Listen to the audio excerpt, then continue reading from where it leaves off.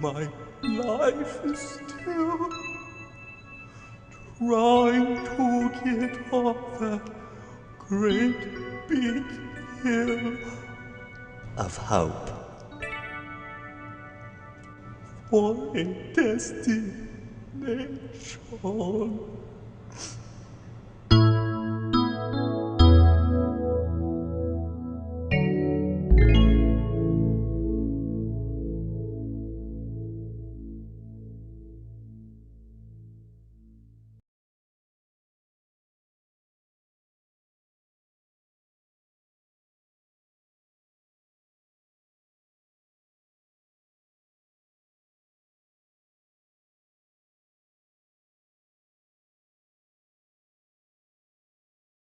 "25 years, and my life is still trying to get up that great big hill of hope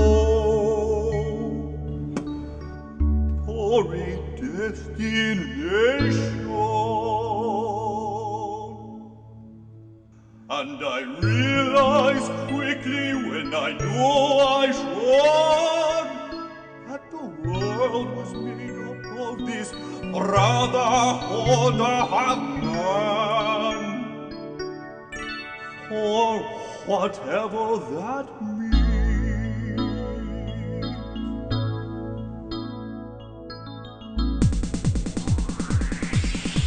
And so I cry sometimes when I'm lying in bed just to get it all out what's in my head. And I feel it a little peculiar.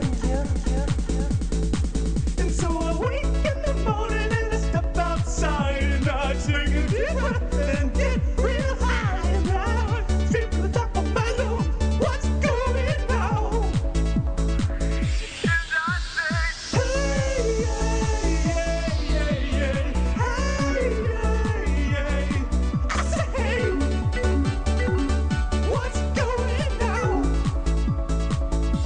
I say, hey,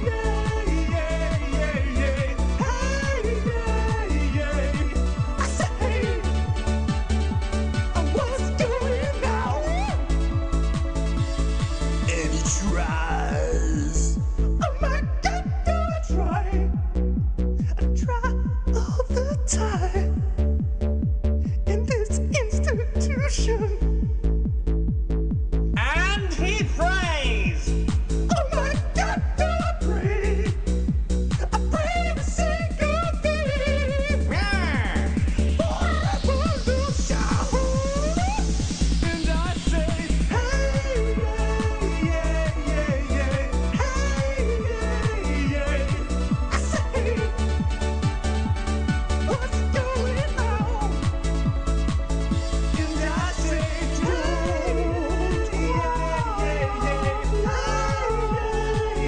just keep it inside.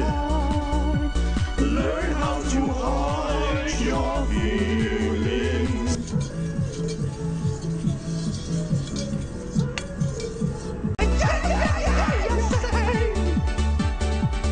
What's going on? Yeah! 25 years and my life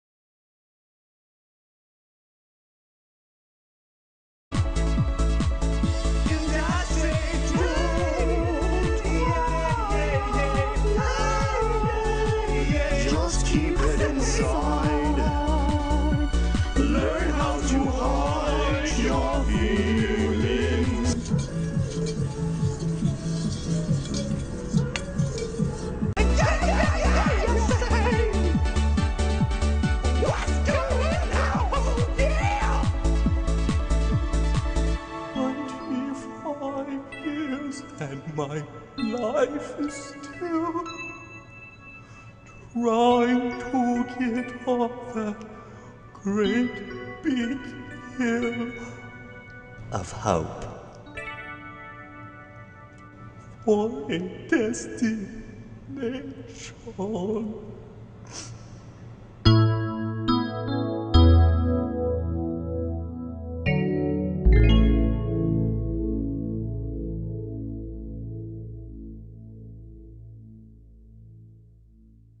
"25 years, and my life is still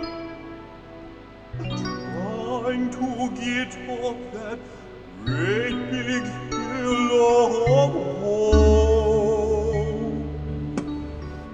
for a destination. And I realize quick."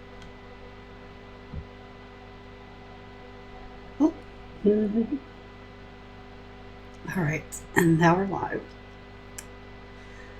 Good morning, everyone. I'm sure the change in schedule will affect the audience today because, like, everybody's been planning around Mondays, but I hope the Saturday switch will work out better in the long run. Good morning and welcome to the stream. My name is Amy. I'm a fan game developer currently working on Shangri Architect / Freedom Planet Academy. And I'm also helping out with Kubo's Spade mod for Freedom Planet 2. So on today's agenda, like, we're working on more of his missing animations. Like, we've got all of his action sprites more or less shaded now, the pre-existing ones from that were left on the cutting room floor of Freedom Planet 2. This is like probably one of the few instances of leftover content in the game, really. When it came to levels, there was really nothing that was left undone. But when it comes to Spade, there was quite a bit that wasn't finished because, like, he was planned to be a boss as part of the Shang-Tu dojo, and that just did not end up happening. So we basically finished shading all the sprites from that time, and now we're filling in the blanks to make Spade fully playable. See, and still some odds and ends I need to do to some of the animations that I shaded, but since the last stream I have not gotten much done because of, like, had a health scare with COVID for a week, and then also, like, I was just scrambling to get more things done for Shangri Architect. So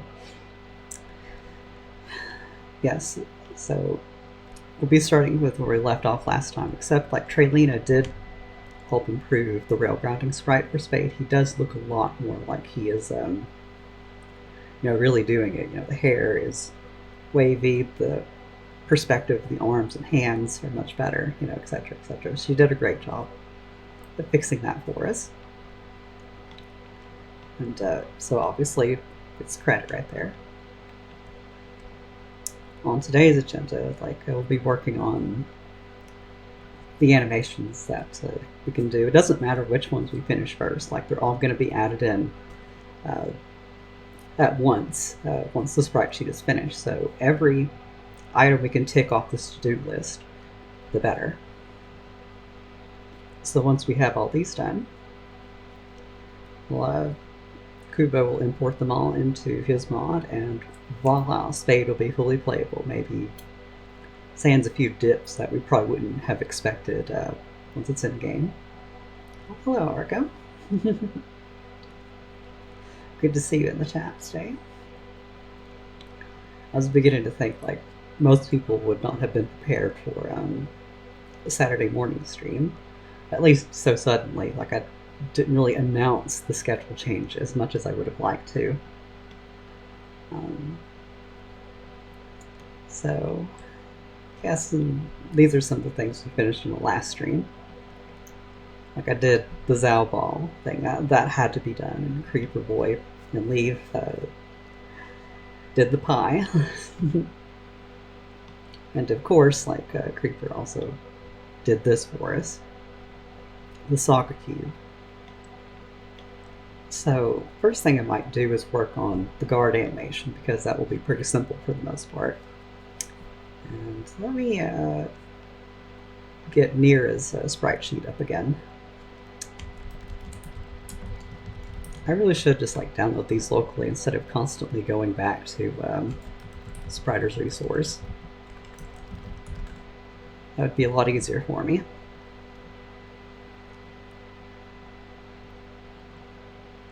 Then we'll copy this to again. So we'll have her for reference. I think it would be also good to have Lilac sheet for good reference. Hello, Kubo. Good to see you here today. We have our character references, so we can see like how many frames to give certain animations for Spade. Like, I want to try not to play with the template of the previous characters too much. That kind of makes it hard to import the characters and a new character into the game, because that means like more custom code. Oh no, even more custom code rather. Oh, then there's my very messy tile shoot for Taishan Peaks. And some of the sprites I did in last week's game developer stream. We ended up using most of them. I probably should have waited until the script draft was done and I'd know exactly what emotes would be used. In any case, though, we'll move Nira and Lilac sheet over here. And I've got secret characters, the sprite sheet fully zoomed out again. 0.3%. Because yes, I'm still embarrassed that I accidentally tapped into it once on stream. That made me not keep the VOD. Still need to put my latest VOD on the stream archive playlist on YouTube. Whoops. Easy to forget. And here's what we had in mind for his guard animation. Just a very smug "No You" card holding sprite. And that's of course just his standing guard. There's also the aerial guard to take into account, and that might be a trickier animation. Like, at the very least, it can't be too simple. Because, like, as you could probably see with Lilac's version, you know, she basically does a backflip, and I know Nira kind of twirls about when she does her guard, so I don't know like how fancy we want Spade's aerial guard to be. Probably won't do that today because that would be like an entire stream in itself. Just the aerial guard. Like doing the stick figure, making sure it moves right. Then, like blocking it together. And lastly, shading it, which is like 90% of the effort with these things. So, now let's go ahead and shade and detail the standing guard animation, because like this doesn't need to move much. Thankfully, we can just kind of like have the hand tighten up in its position. For the standing guard, and his shoes kind of like ground themselves into the ground better.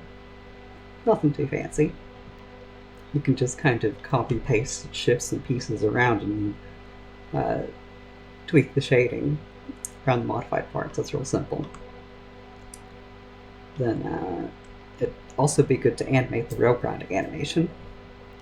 How many frames does Nira's rail grinding have again? Pretty sure it wasn't that many. And they're also easy to find because, like, it's one of the few poses in the game where she's just kind of standing there with her arms folded. Oh, hello. Good to see you. I'm glad I hope this is like a better time for streaming for some of y'all. Oh, yeah, that's right. I was going to show Nira's real grounding animation wherever it is on the sheet. Yeah, see, she's just got 3 frames. That's not too much work. Just her hair moving. Maybe her feet a little bit too. Just nothing too much. I don't think there's even like any subpixeling going on between them. Because you don't need that with rail grounding. That's like, that looks like too much motion. Like 3 frames plus shades. Yeah, and a shades version. I don't know how to trigger this one, but it does look pretty funny. And probably somewhat on brand for Nira. Probably.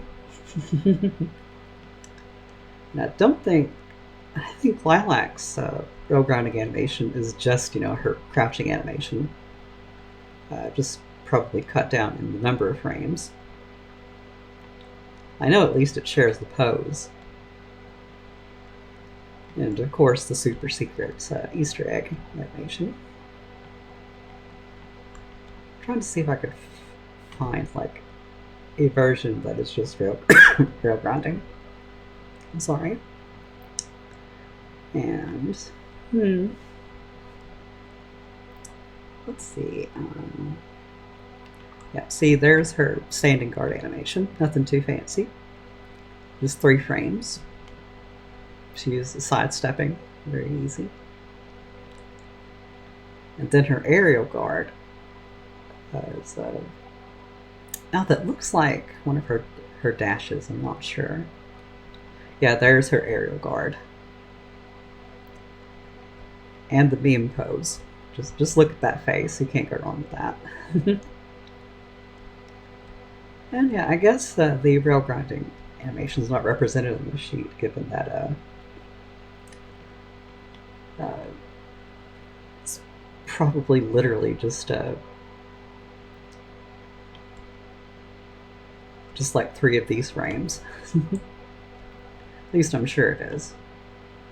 But tangent over.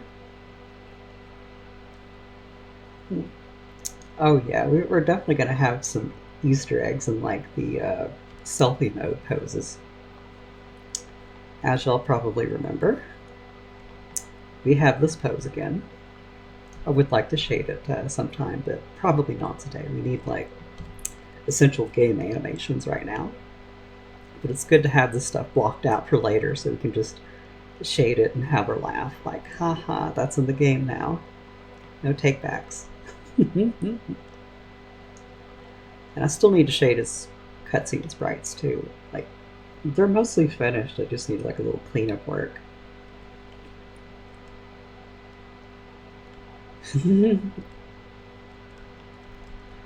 So yeah, let's go ahead and get the standing guard animation shaded. I'm gonna grab a copy of his playing card here so we know what it looks like fully shaded. Also what dimensions to give it. Because yeah, the card needs to be bigger. I figured as much. Oh yeah, there's a lot of potential with Spade, I think, when it comes to his poses. His whole thing is trying to be a cool guy, so when coolness is your entire gimmick, just yeah. Let's go ahead and get started on animating this one. Again, this particular animation won't be anything too fancy. It doesn't need to be. Like, it's mostly the aerial guard animation that people will see the most, I think. Because, it's a platformer. There's going to be a lot of jumping involved. Yeah, we can leave that dark because, like, his hands will be obscuring the light for that part of the scarf.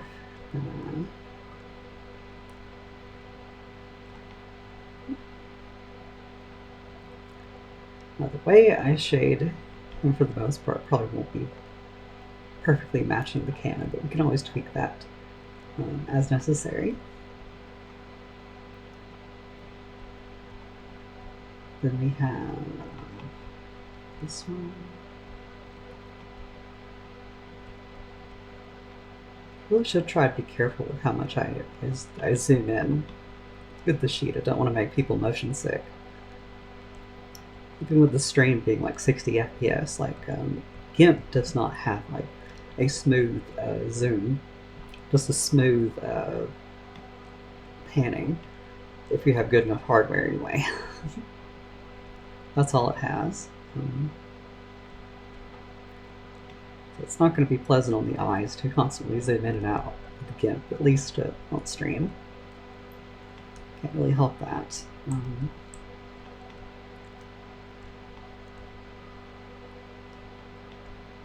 So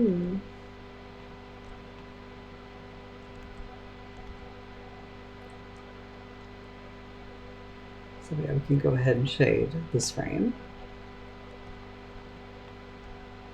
And again, just make slight tweaks to it to give it the other 3 frames. Nothing too fancy.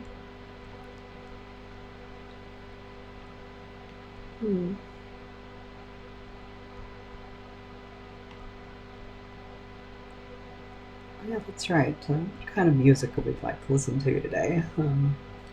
I've got the Sonic Adventure soundtrack, and that didn't get flagged. And there's also like Super NES music. If anyone's up for that, I like to.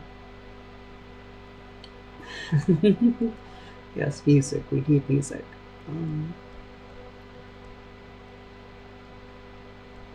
So, yeah, and then this one. Oh, whoops. Start with this color. Go down darkness. So, do we want more Super NES or more Sonic Adventure? That's what I'm curious of. Oh my god, you know what would be perfect if I had thought to buy it and download it? The Shadow the Hedgehog soundtrack. That would be so perfect for this stream. Just I am all of me all day. And nobody would be mad, I think.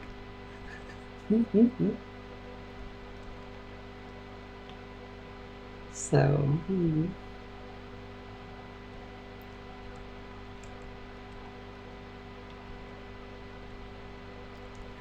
that.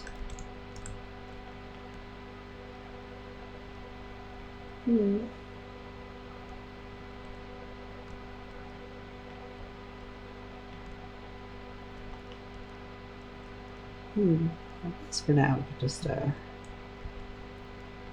ahead and play Earthbound, I guess, because we didn't finish that soundtrack last time we were streaming. Let's see.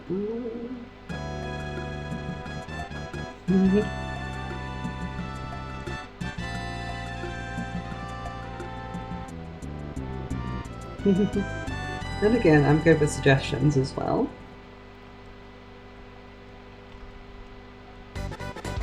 Let's not mess with the elbow too much.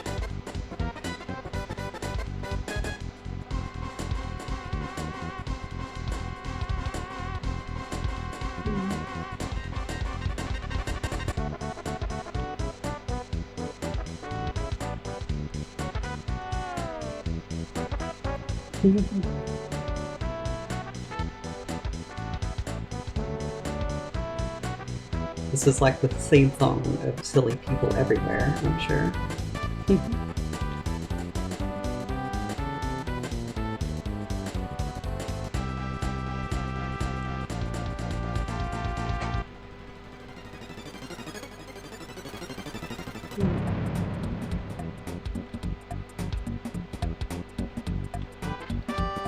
Well, I'm just working with what I'm seeing on the sprites. Like, just look at this. This is like he's basically got sticks for arms, so I don't really know how to approach that. I can't really make him too buff, so it's kind of like a tough balance. Like, do you want Earthworm Jim Spade, or do you want Pretty Boy Spade? Like, there's a fine line with muscle definition for male characters, especially. And I have to admit, I definitely lean more towards the pretty side. Jim's lucky I grew up with him.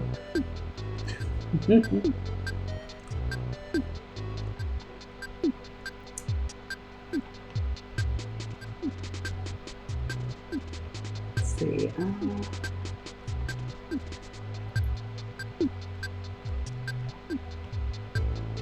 Like, it's definitely one of the reasons I don't mind working with Spade, despite predominantly preferring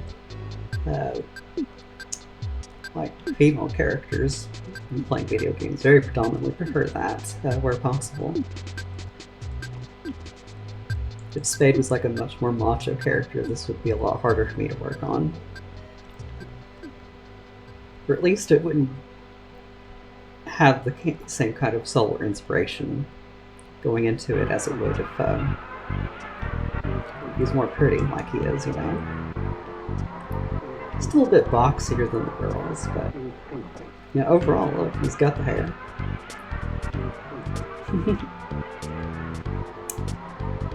So we have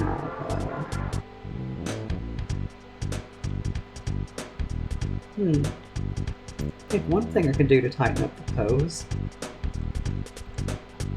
is move this hand 1 pixel closer. So one thing you will think a lot about is how tight your pose is, like how plausible it is. Like, could the character comfortably hold that pose? Is it natural for them? Like, is it, you know, challenging the skeletal or muscular structures underneath? So it's a question that I constantly ask myself, and I do second guess myself a lot because I'm just so multidisciplined. I don't have the same grasp of art fundamentals like a lot of sprite artists do. Because like pixel art is mostly what they do, you know, and they're great at it. You know, they've done the grind, and they've come down the mountain with the reward. I have not gone through such an arc yet. Because, you know, I've got so much code to worry about as well as art. So I can only do what I can do. Which is surprisingly a lot. I can say I can do a lot more than in prior years, but the learning process is still very slow and gradual, of course. Because again, you know, when you've got multiple disciplines to worry about, it's hard to give any one of them in particular a lot of focus. In that regard, I definitely feel like I've gotten better at programming over the years than I have art. Because obviously, with game development, you deal with a lot of code, especially like the not so fun stuff they don't show you on streams. Because that would be so boring and monotonous, and their ratings would go down, and sponsorships would dry up. And, you know, it's not fun. Sometimes, like, I do love the coding part. It's very satisfying when a particularly done technical idea works out.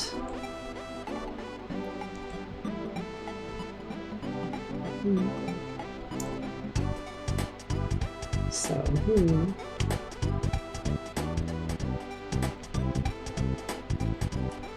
yeah, I think we could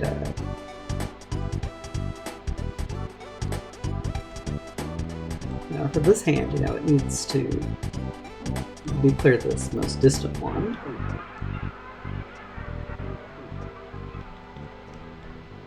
So we have to be a little lighter on the light shading.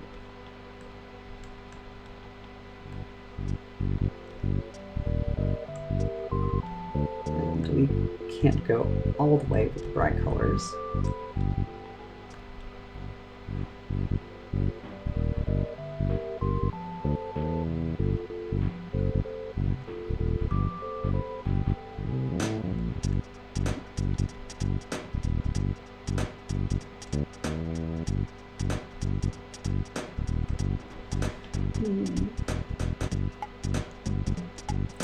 Maybe we can.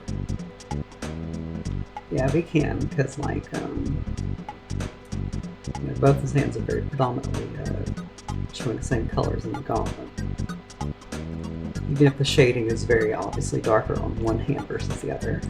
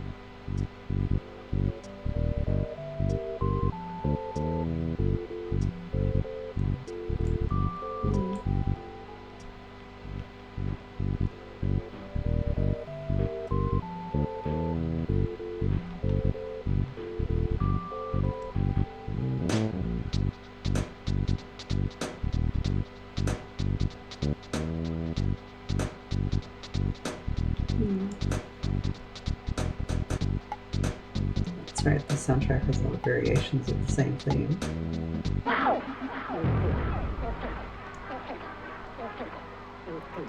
You can almost hear the inspiration for Spamton in this one. Almost.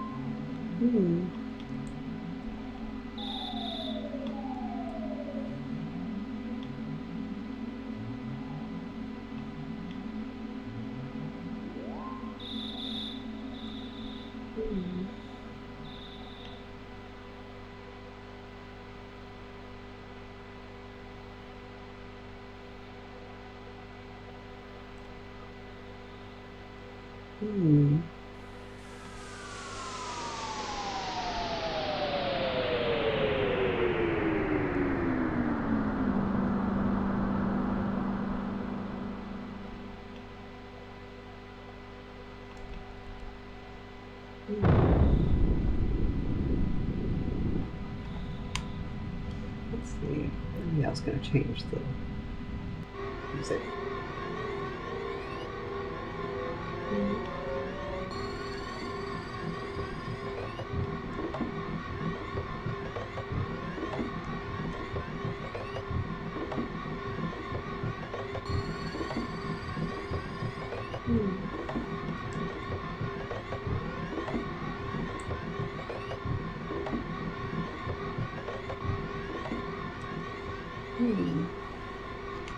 Get some coffee real quick.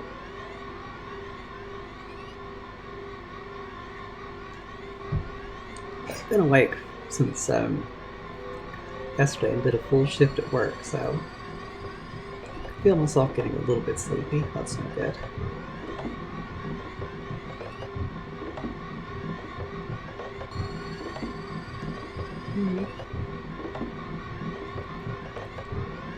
Should do it. Yeah. That's right, he does have a zipper front. We can kind of put it over here.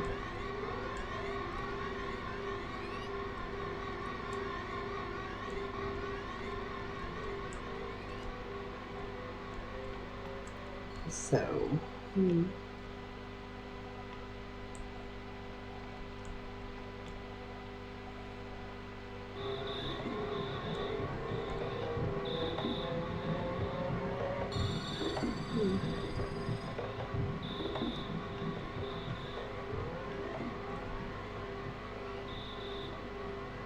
So we're going to separate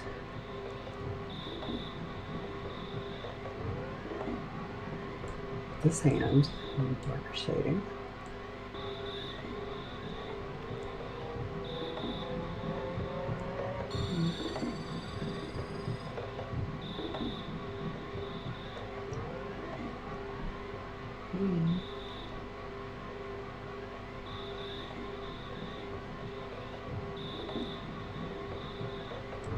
Hmm.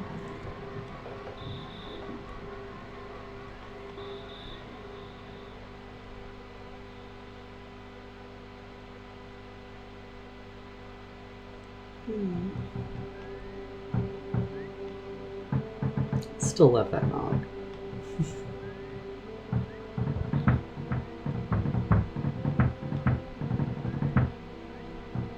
And the drum solo knock, in case that didn't get your attention.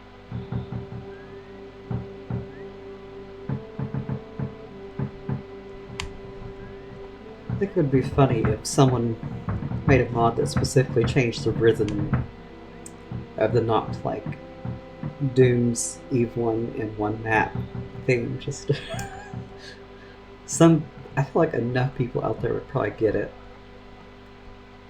Figure it out. That's it. That's the mod. It replaces Porky's knocking with the Doom theme.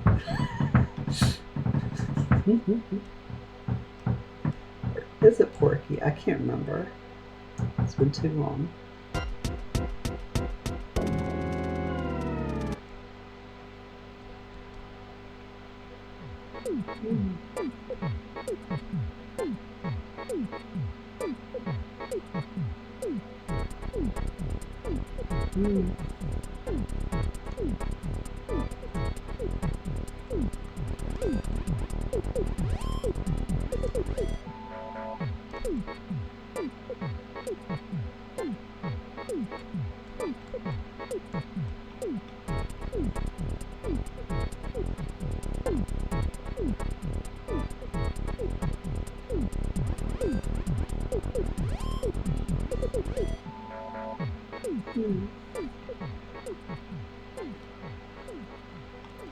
Morse code. Oh my god, that would be even more Gigabrain, honestly.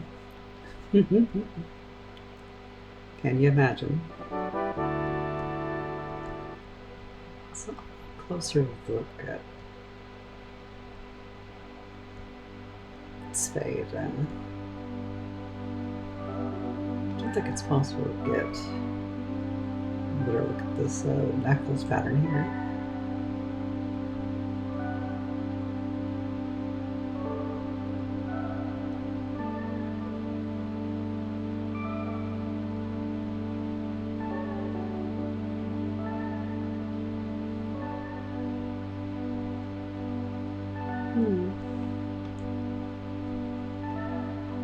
Oh dear god, that would be so Gigabrain. Could you just imagine how mean that would be? Just Morse code for a Rickroll. That'd be even worse than the Ovaltine commercial. The Morse code. Drink more Ovaltine. Crummy commercial.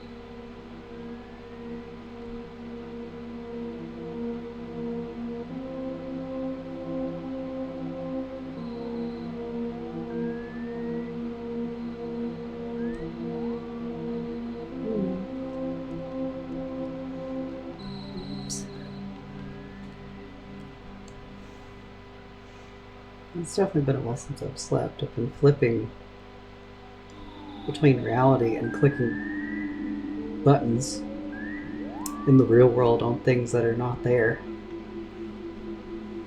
Like, I just had a split-second dream where I was, like, playing Minecraft and moving the mouse around and trying to use WASD to move, and it's like, wait a minute, I'm controlling GIMP right now. WASD does nothing on here, it just changes your brush. These are the default binds. Maybe I should play a more exciting soundtrack or move on to the heavier beats. There we go. Because yeah, I do want these 4 hours to be productive, not just me occasionally talking and falling asleep on stream. The time I can give Spade is pretty limited, so I need to make the most of that time.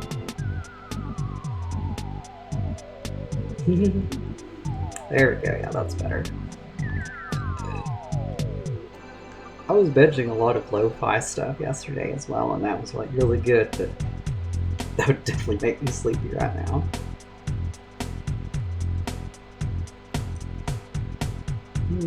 Gotta love RPGs.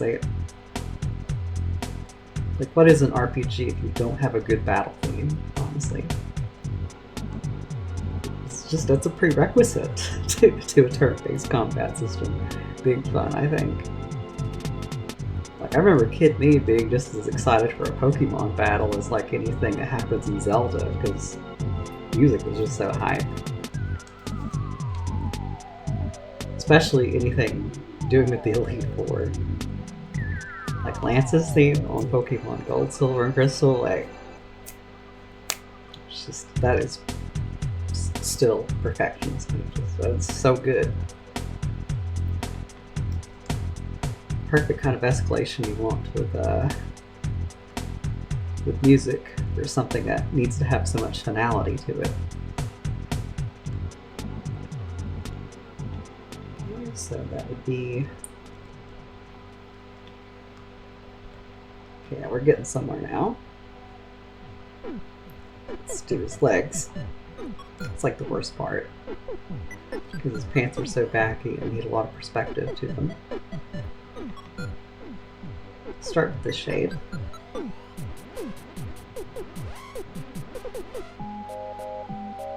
You can just kind of do this and then add anti-aliasing to the lines from there.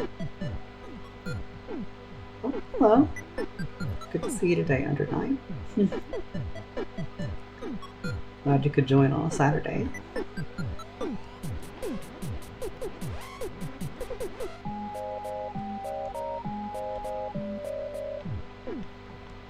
Get the darker color.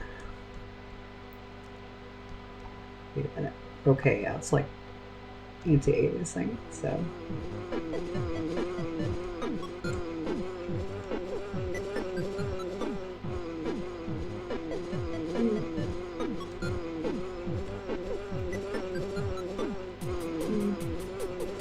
Oh, bee.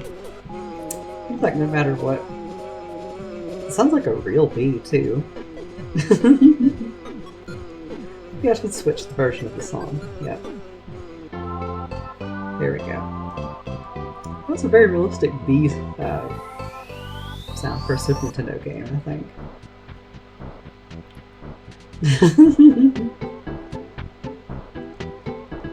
Well, that reminds me, like, when I was a kid, like, my dad dug out his Atari 2600 from his parents' storage building.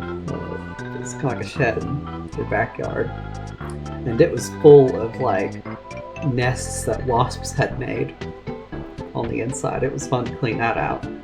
And would you believe it, even after being in that shed for years, like being rained on, weathered heavily, extreme hot and cold in the south, and we clean it up and turn it on and it just works. Incredible piece of hardware, I'll tell you. I guess it helps that the RF shielding on the motherboard itself is so thick you could probably shoot it with a gun and it wouldn't damage the thing.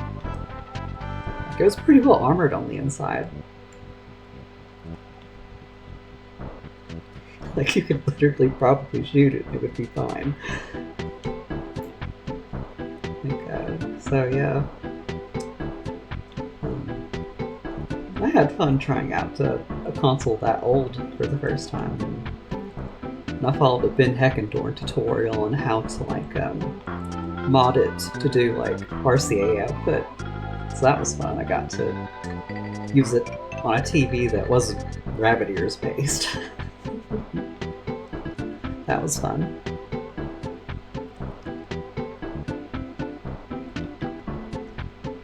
Now, granted, I didn't do the mod very elegantly, but it worked. Just couldn't ever get the potentiometers tweaked to get the colors right. That was really hard. Felt like I had the colors right with Pac-Man, then you'd turn on Asteroids and the colors would be all wrong, so I never quite figured that out. But, you know, it's fun modding old consoles to do new things. Used to love it.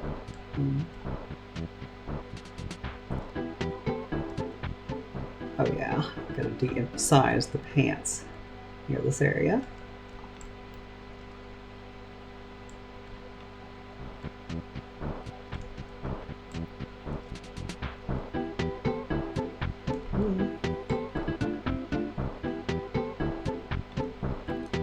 Just trying to follow the blueprint for the shading so I don't go too wrong with it. I want it to look as on model as possible, and it's easy to deviate and make things look good, but not quite right at all. It's very easy.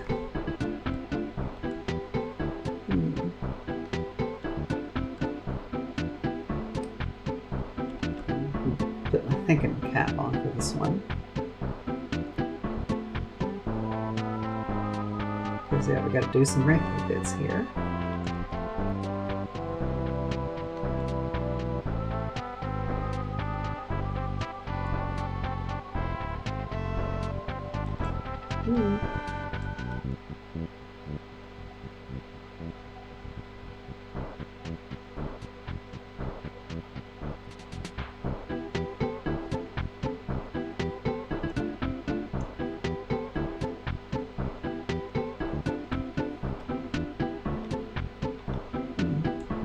Being on model is one of the hardest things to do, I think. It's one thing you'll probably see me struggle with a bit from time to time, is keeping him on model. You know, I'm not the one who designed the character, so I don't quite have the proportions and everything down, but I'm trying. And it's more trying than anyone else is giving with this poor character right now, so I will have to do.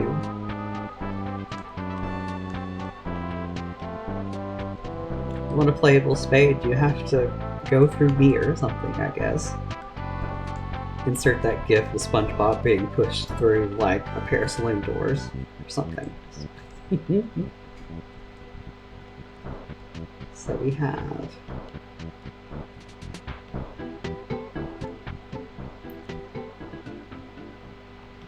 this, that, and... oh yeah, we should have that accounted for too. I almost forgot the that part of the shoe. I forgot what they call it. That part you lift up to tighten the fit a little bit. So, don't know how to describe it. That funny flap that does the thing.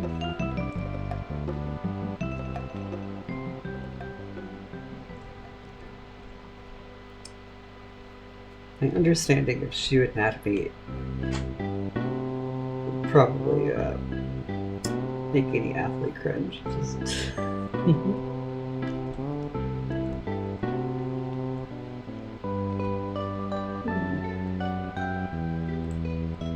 let's try to wrinkle in that way. I still love this particular theme. I'd love to see it in context one day when I do play Earthbound.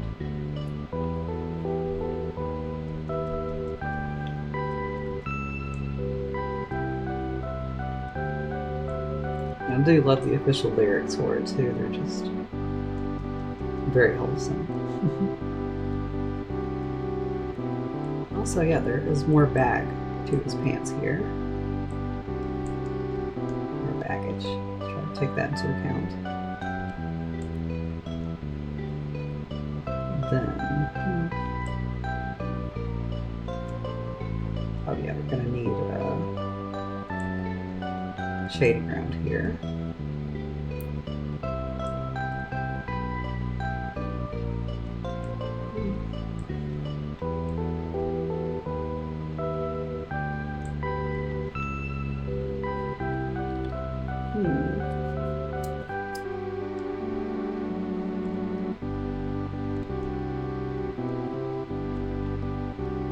I think that will do for now, for the bagginess of the pants. I think we could probably get away with copy pasting the shoes here. Just a little bit.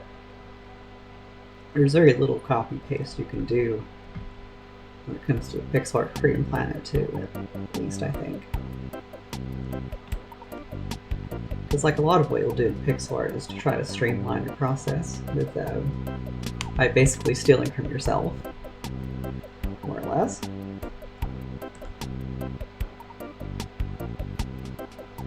Because, you know, like, why redraw the same thing? It's going to look almost exactly the same anyway. At the same time, though, it is nice when you can draw almost everything from scratch, honestly. Like, there are people out there who will absolutely appreciate you going the extra mile to do something by hand. Not always great for the budget, but that's not what the consumer is considering, you know? Now I realize the shoe is probably, the bagginess of the pants is probably too much. Right here.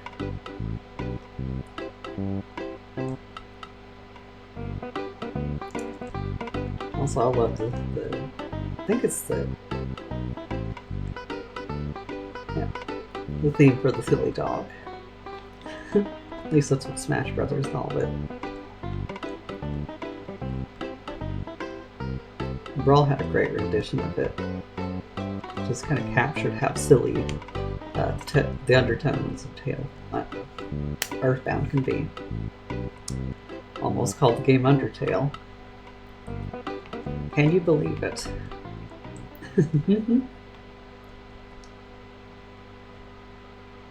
And yes, like these details are going to be a thing on this side too, so I need to be conscious of that.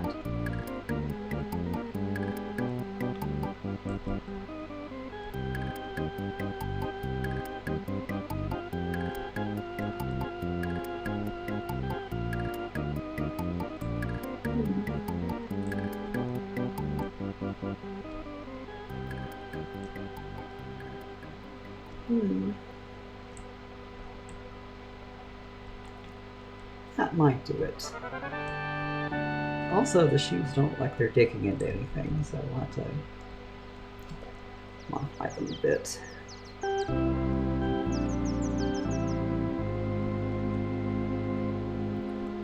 Now, they don't have that dug-in look, so be careful.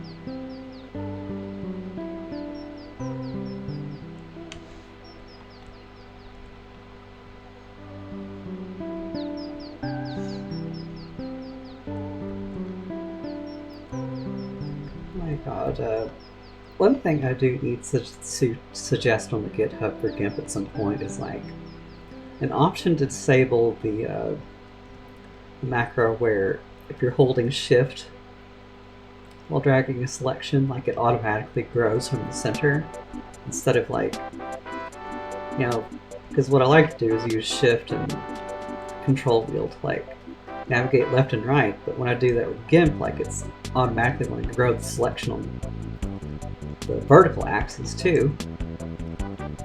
I remember spending an hour once looking for an option to turn that off, and it was driving me so batty. I was thinking of all the nasty V-troll in my head, like, oh, whoever introduced this thing, they broke my workflow. I did the X ABKCD thing where I shouted in my head, "You broke my workflow."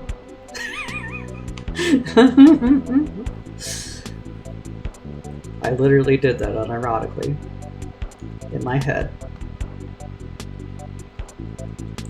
I need to mention it on the GitHub at some point, you know, like what they're... Oh, you know which comic I'm talking about, yes. I just love how, like, so oddly specific that example is in that comic. It's almost like it comes from a real story because it almost sounds too crazy to be fictional. Because you know how humans are. We are very strange, arbitrary creatures. Like, we become dependent on things that would not be normal to anyone else.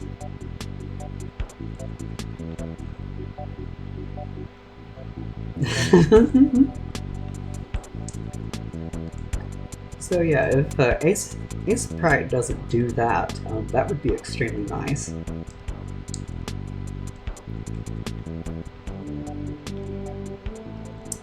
That would just be, like, mechanically sexy to me. Just, oh my god, just do not grow from the selection while I'm holding shift, please. That is extremely... It's probably intuitive to somebody out there, but it's definitely not for me. And I guess I'm enough of a nerd that it is a problem in my head. The average person using GIMP to make memes are just like, well, that's weird, but okay. Me over here, I'm just like fuming in my head. So, oh, you broke my workflow, you know, just absolutely going bananas. I've been learning over time not to take such things too seriously, and it helps that my day job kind of gives me enough doses of reality that there are certain things that just don't faze me as a serious thought anymore. Like, you know, when you see some of the things that I do in the emergency room, you know, it's like, yeah, like, why would you waste emotional energy being mad about certain things anymore? Just, it's both toxic to your mental health and your social relationships, and you know, just it doesn't ever do us any good to have a mindset that is, I guess I wouldn't say narrow, but like, just kind of feels like you're looking at life through a straw, and there are certain things that can only bother you when your life is safe enough to, you know, the negativity engine in your brain is looking for something to be upset about, and it picks the dumbest things sometimes. We've all got that in our heads. We all have to deal with it different ways. Just a normal part of the human experience.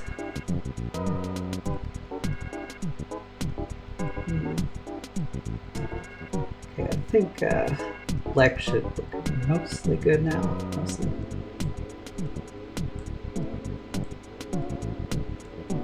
And don't worry, I'm not trying to be life advice-y on stream while talking. Just like, this is basically what my inner monologue looks like when I'm drawing by myself.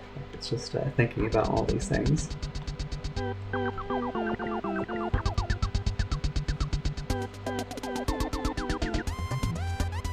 Oh.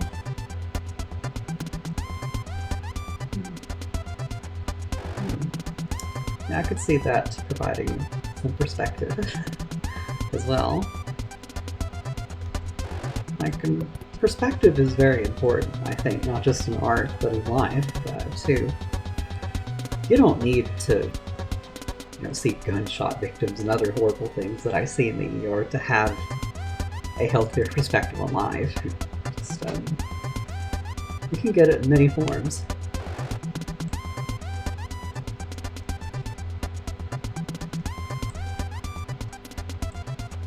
I always highly encourage that, just keeping our perspective in check because it slips so easily.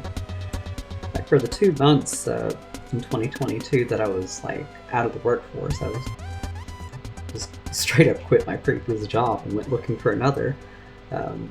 I could already feel my brain rotting out of my skull.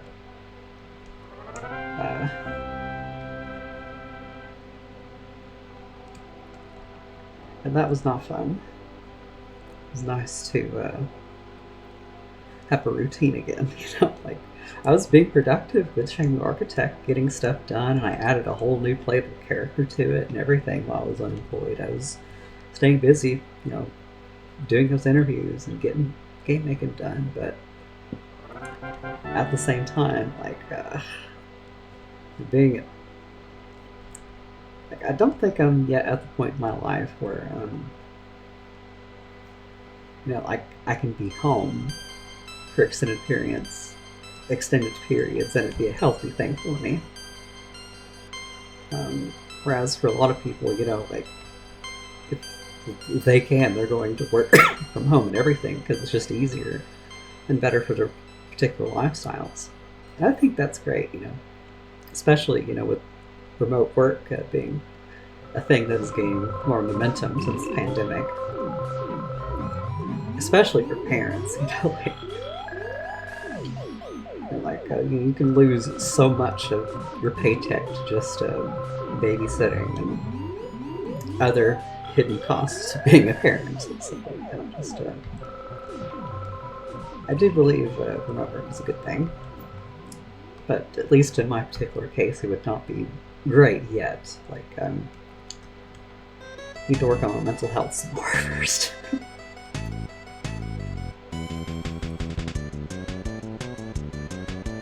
Maybe it's always a work in progress, but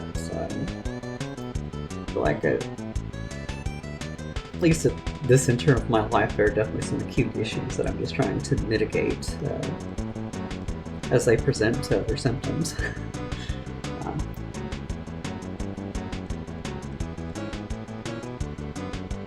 It's better to manage your emotions than not at all. Of course, I think, but still, it's can't wait to get more professional help on that front. I do need to see a therapist eventually to get myself a hormone replacement therapy. I'm a trans woman. I gotta need to see a therapist about personal issues too, don't we all? Just got our things to work through.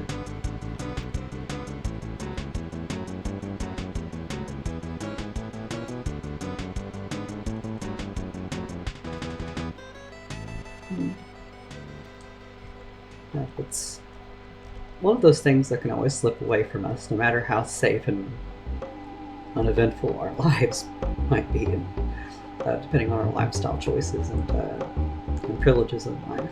We should always keep tabs on our mental health. It's very important.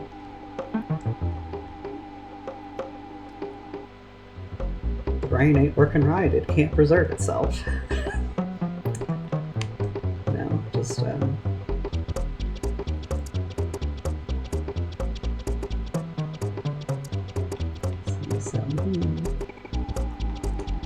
I hope I'm getting the card right. I wonder if there's a more head-on example of the card that I can look at. I want to get the pattern just mostly right, even with it being skewed.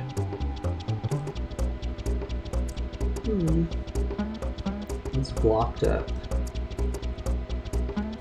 Oh. I think this might be the best I can get. It's not a very distinct card pattern on the back, so maybe I shouldn't worry about it too much. I do think it needs to be wider now that I've looked at more angles of it. Wider and taller.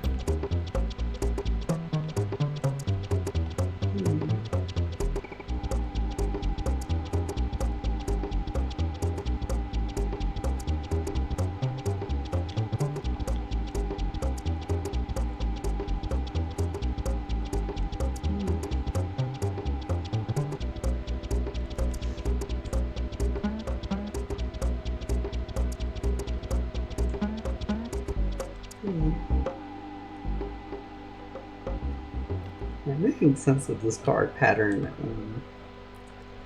how it's skewed is, I don't think I have the perspective, the understanding of perspective enough to unskew it in my head and then draw it properly. I'm pretty sure an experienced artist could do that. But that kind of artist is not me.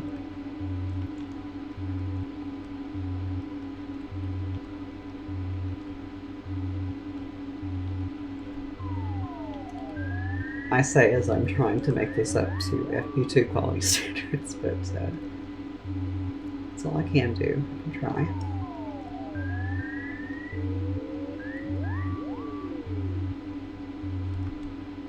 And because of that, I'm a bit slower. Like some artists would already be done with this frame by now.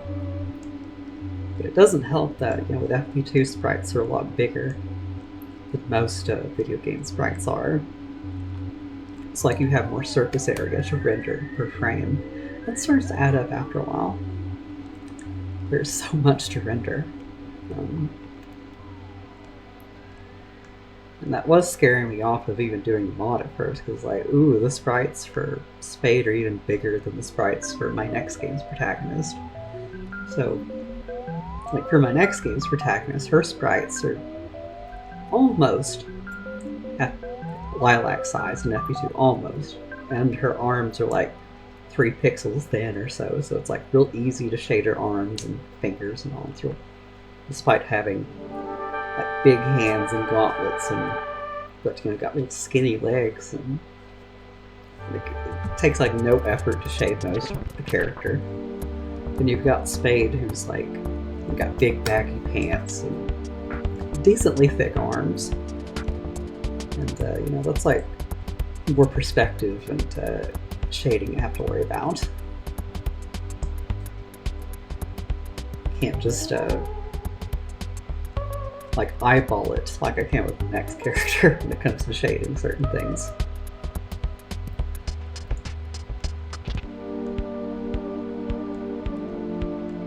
I suppose it's not a bad thing. It's certainly a more artistic challenge. We do kind of need those to grow as artists, sadly. So after I'm done with the Spade sprite sheet, I'm sure working on my next game's character, more of that character's animations is going to be a lot easier in comparison.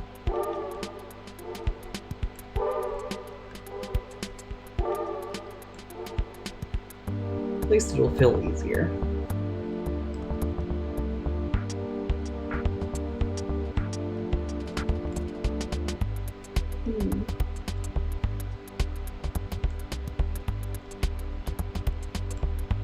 I like this track.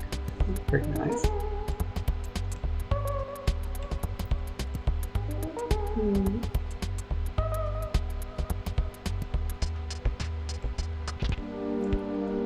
Again, I'm not exactly sure what pattern to go for on this card.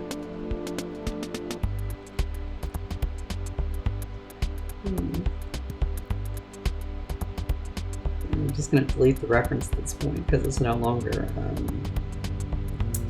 useful.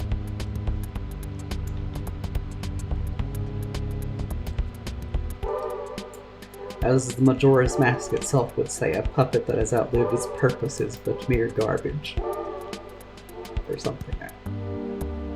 Well, that quote is hardly relevant here. It was just on the tip of my mind. There are just certain pieces of dialogue that always stand out in your brain. Oh boy.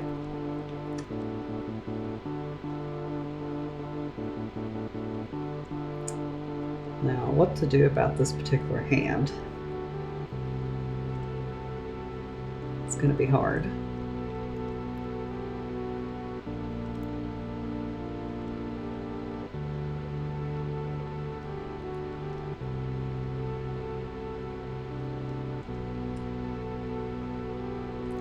Oh, there we go.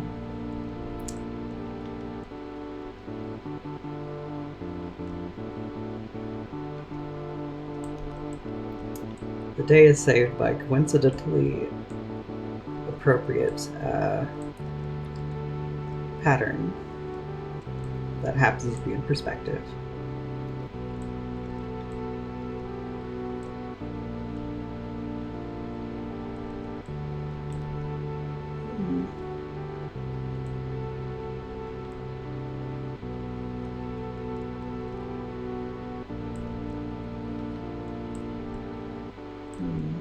I should probably keep this hand like mostly in darkness so I don't get things too mixed up when like shading his hair, because yeah, it's going to be easy to get things mixed up. Very easy.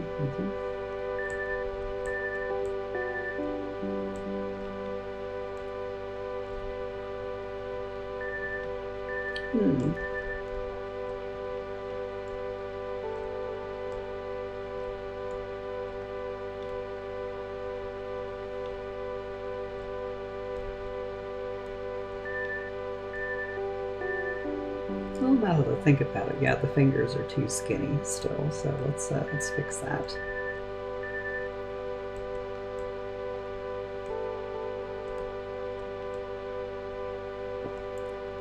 Probably too limp as well.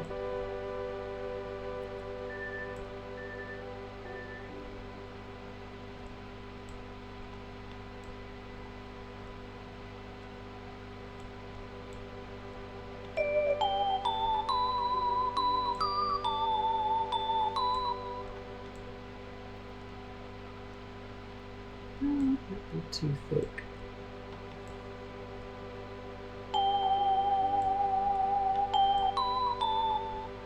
Yeah, I gotta make it look like, you know, he's holding his sunglasses between his fingers. That's kind of hard to do.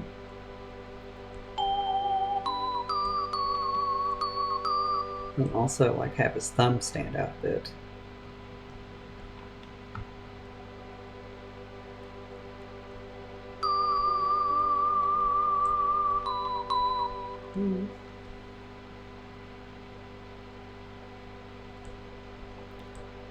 Not too much, though.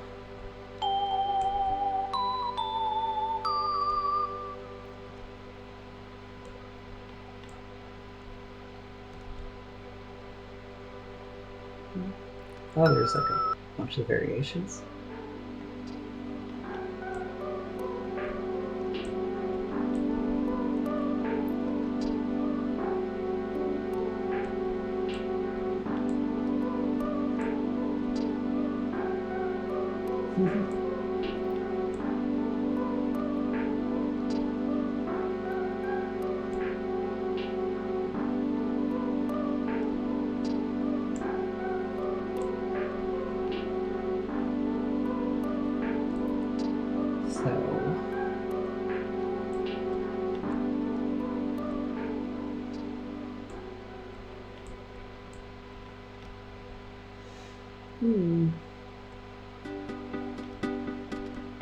Well, let's worry a bit more about his hair now.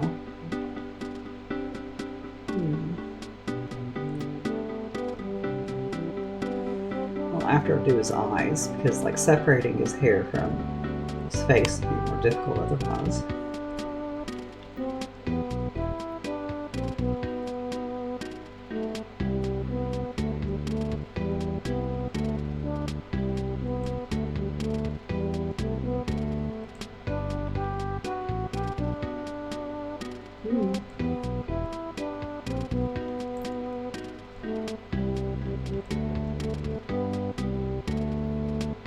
Start with sunglasses.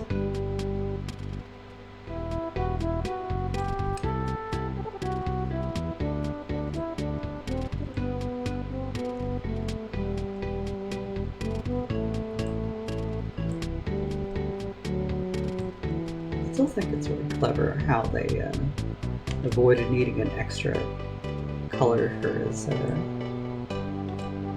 green eyes. Just use a shade of red behind his shades. Very simple.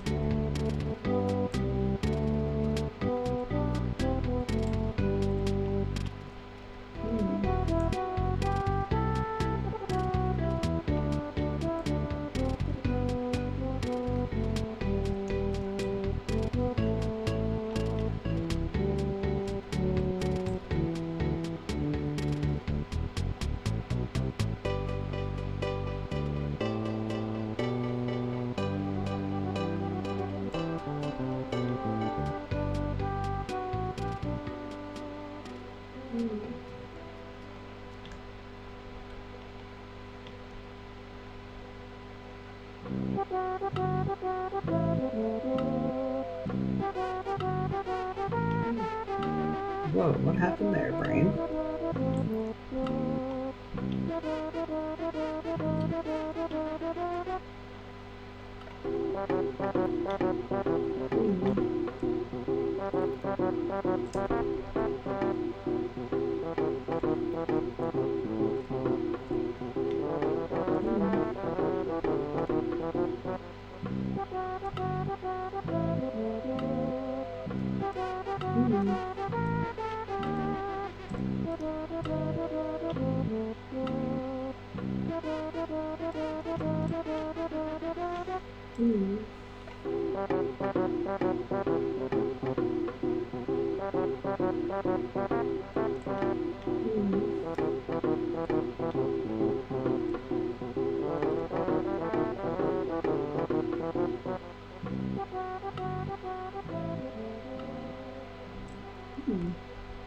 Oh, whoops. Had the Minecraft micro dream again. I saw myself like clicking on stone blocks while holding the mouse down on my head. I'm just like, oh wait, you're on Spade. Oops. I'm dealing with some different kind of blocks today. Not the voxel kind.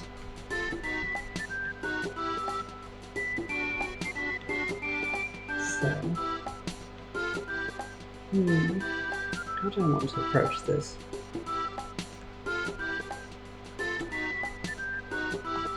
How big is his nose in a shaded render? Oh, yeah, there we go. Not too bad.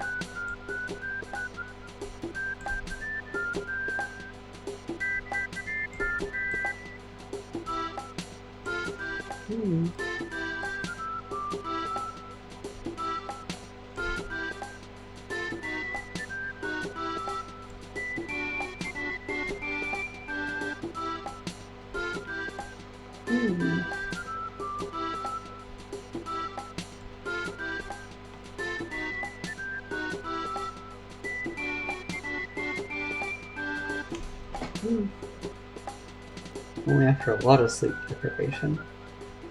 Oh. Might have a little bit of that going on right now because I did not sleep good yesterday. The sunlight was too strong and my sleep mask.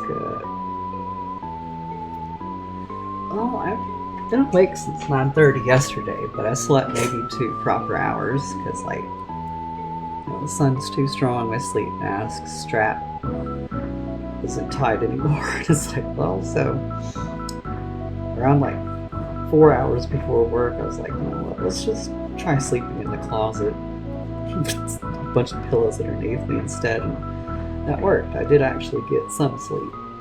That's why I'm not already dead. But I'm definitely deprived of some sleep right now. So if I stutter for a microsecond and say something silly, well, there you go. It's not the conscious brain talking, it's the unconscious mind. Oh yeah, that's right, we very specifically needed teeth for this. How do I demonstrate that? Yeah, there we go. Dark outlines. That's all I can do.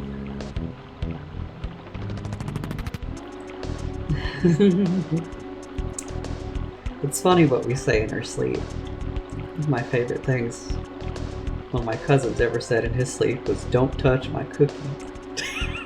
He sounded very serious too. I was like, okay, I better not touch whatever cookie that is. It must be a very good one.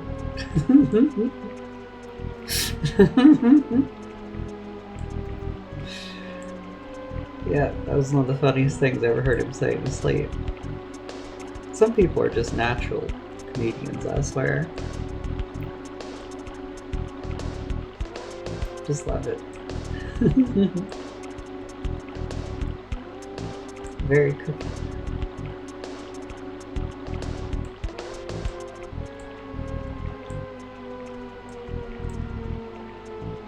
Could you imagine being like, don't touch my cookie? That is a threat. Aw. Well, I mean, if I have to assume anything, it's like, again, the schedule shift. Maybe some people haven't gotten a memo on it yet, and they're like, oh, where's the funny Spade stream? Well, it changed. I'm sorry.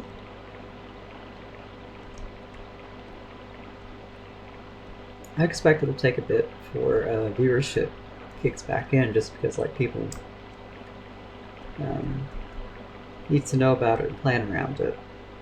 There was certainly time to plan around watching it. It's just maybe not everyone knew about it. We'll see if this new schedule ends up working out for people. If it doesn't, we'll just go back to Mondays. It would be very weird if we had to, because you'd think Monday would be like the worst time for this kind of stream. Well, maybe it isn't, because like, depending on what kind of content is on Twitch right now, there might be a lot of different streams competing for people's attention right now. It's one thing that could be happening is like, all this competition from people who can stream at, like traditional weekend hours and gathering up their audience of traditional scheduled viewers.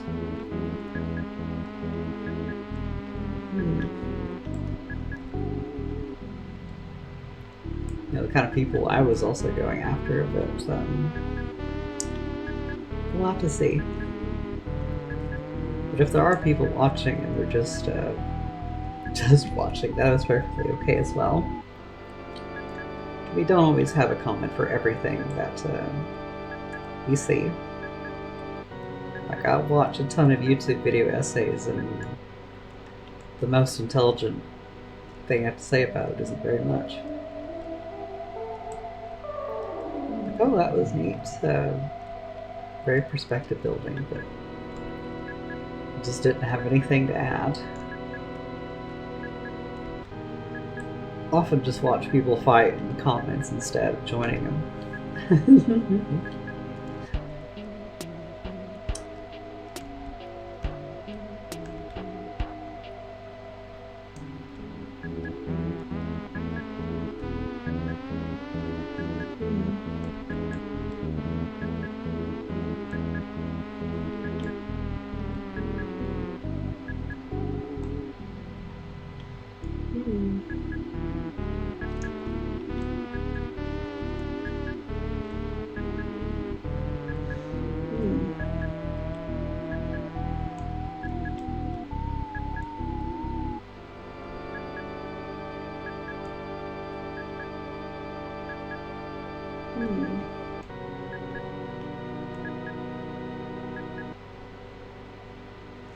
Oh, almost did the thing again. But I caught myself this time.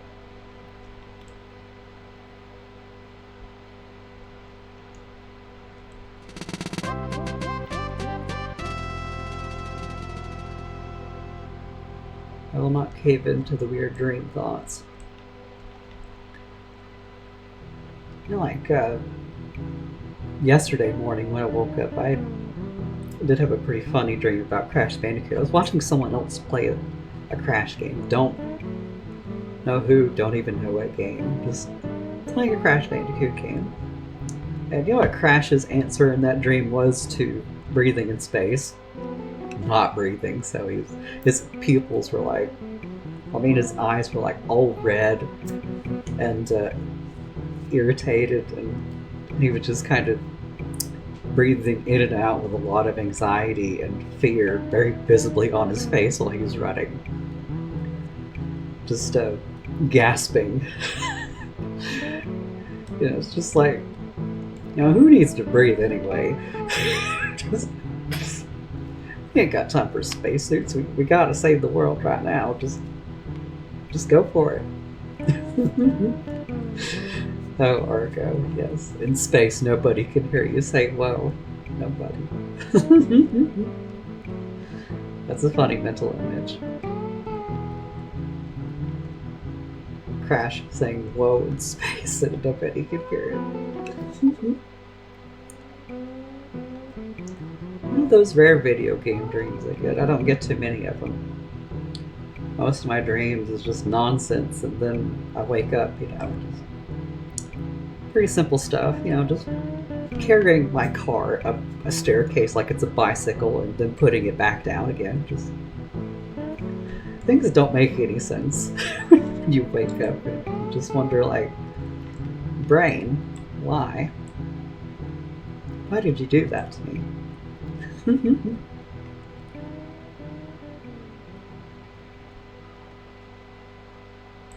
And your brain is just like, shrug. Just don't know.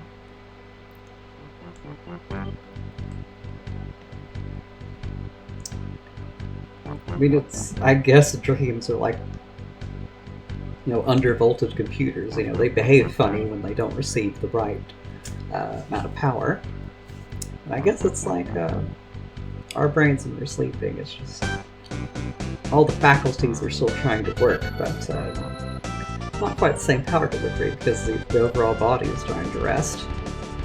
At least that's my intuition matter. I could be horribly wrong.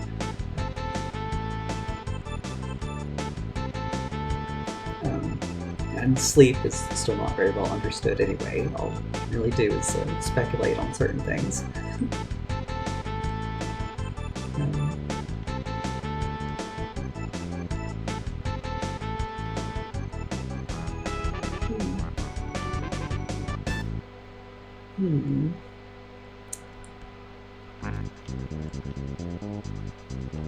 How do I nail that particular energy that the sprites would have?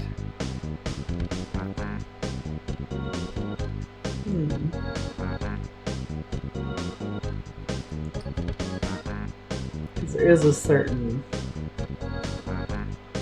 on-model aspect of his character that I'm missing, but I can't put my finger on it right now. It'll probably come to me as I work on it.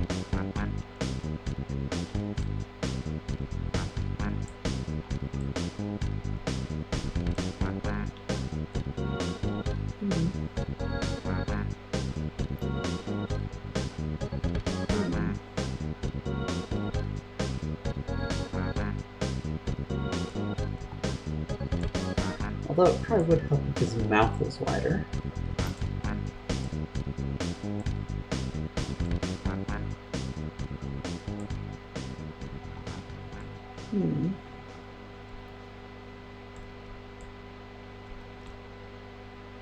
Yeah, we've got to make him look as confident as possible.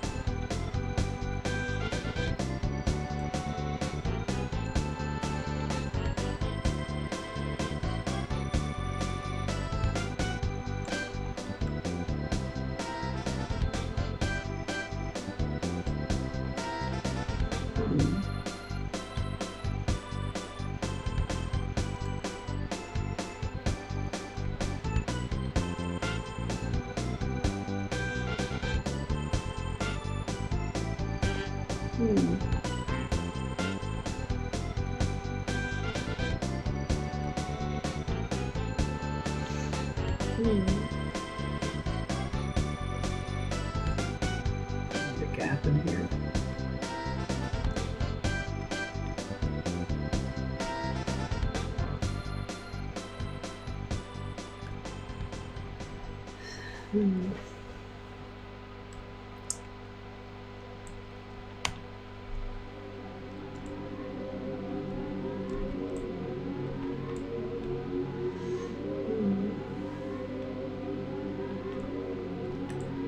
Maybe it would make more sense if his eyes were over here.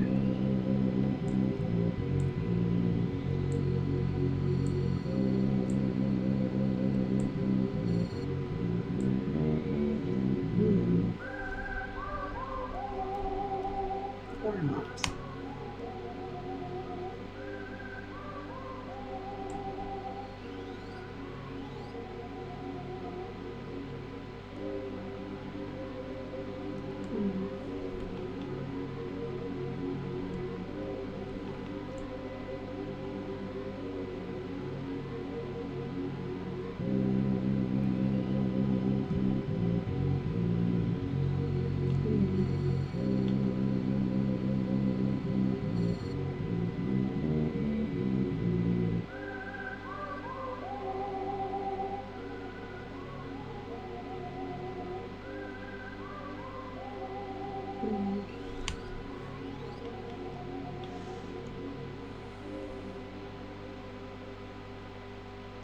Oh, whoops.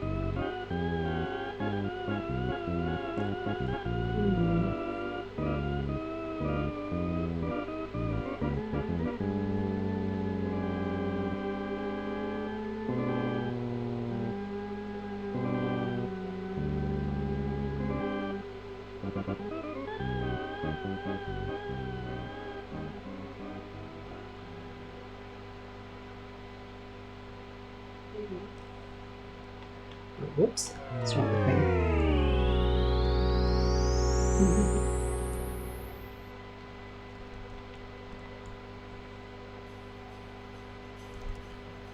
Oops, it's no good. We can't have a spray paintbrush.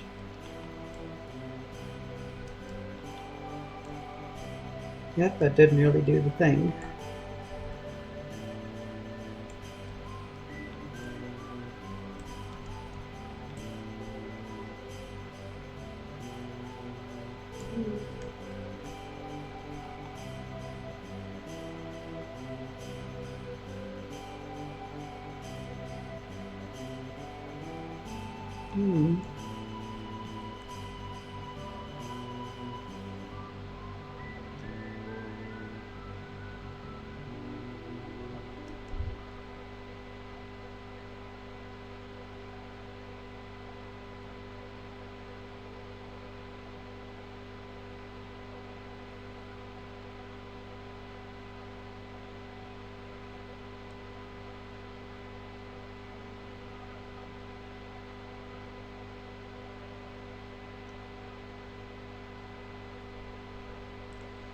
Oh, whoops. Oh, we ran out of music. I think. No? Oh, I just got stuck, yes.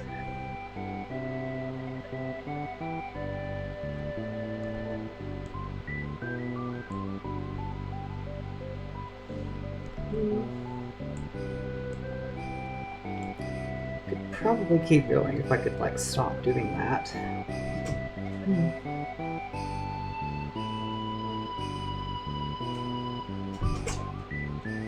Because that definitely wouldn't be entertaining to watch.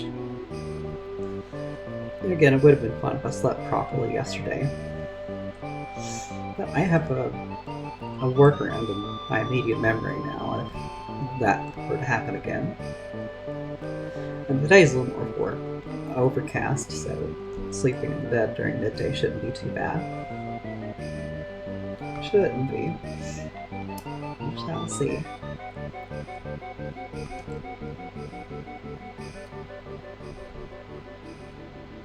If that'll work. No?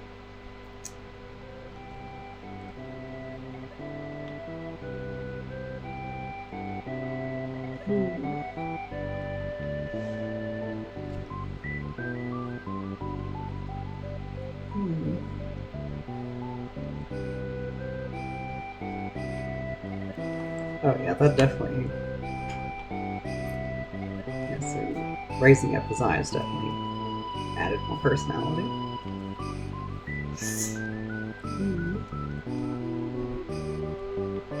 See,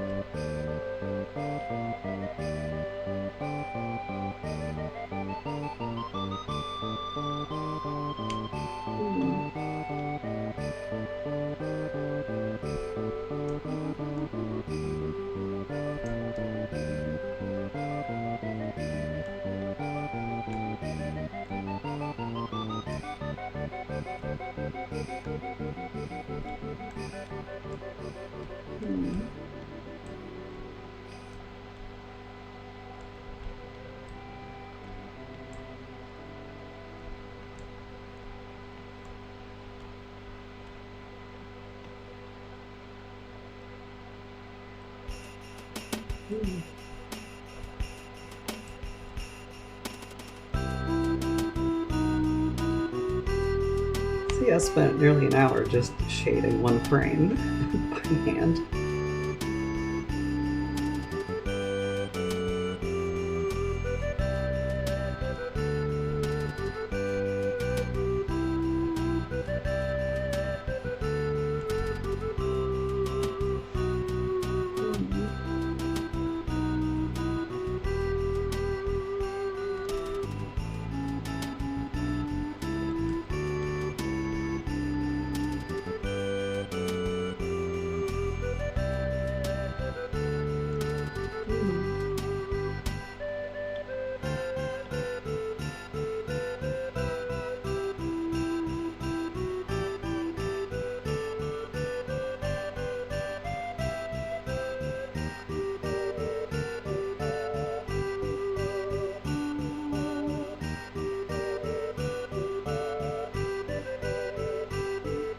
Oh, whoops.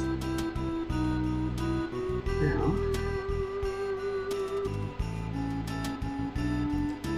maybe I've done enough on this particular frame. Maybe. Oh, I am forgetting now that.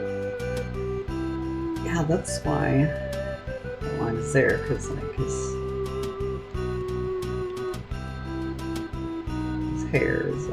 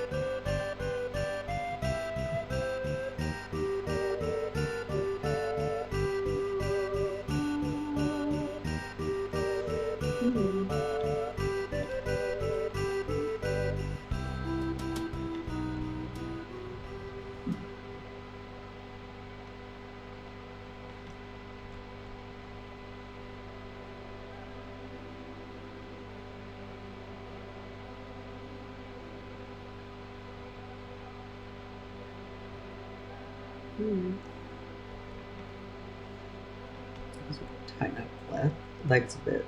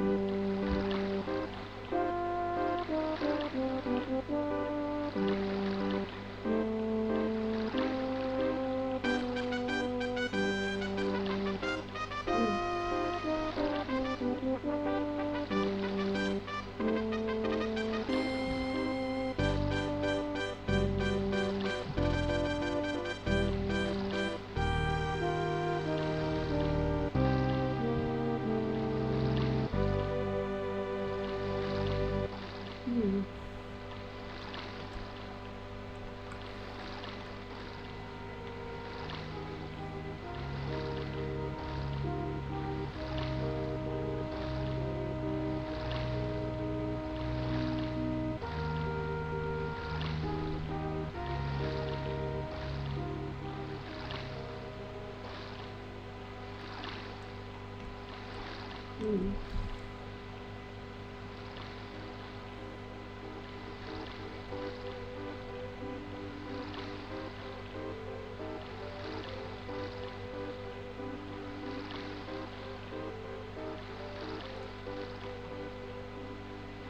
Hmm.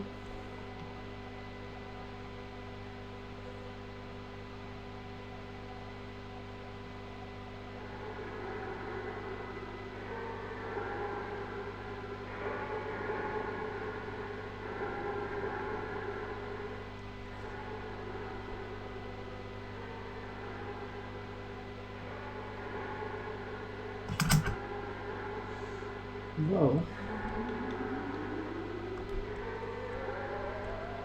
So good.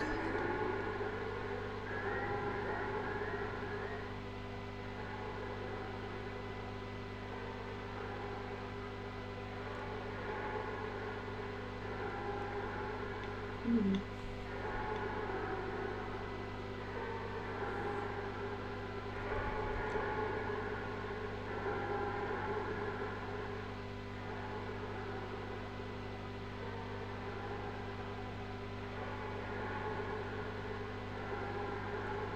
Hmm.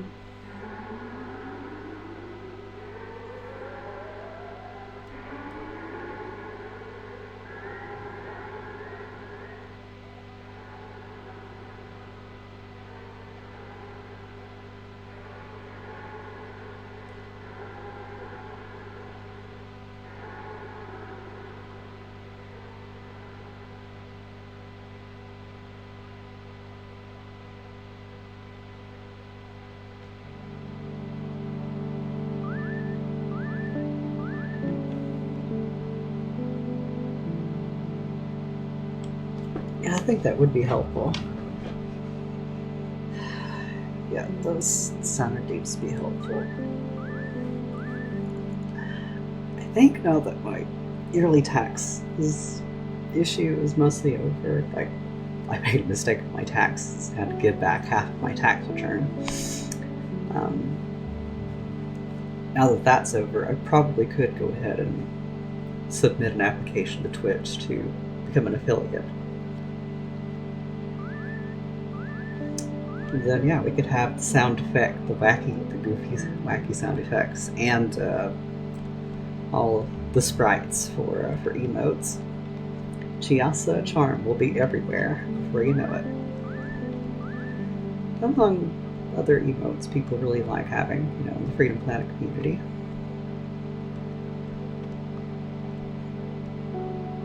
Yeah, so after the stream, I could go ahead and do that, just get the application process started. I just try to do my adult stuff one thing at a time. As Scooter in Borderlands would say, third-degree burn should be taken in shifts, and that's how I feel about it.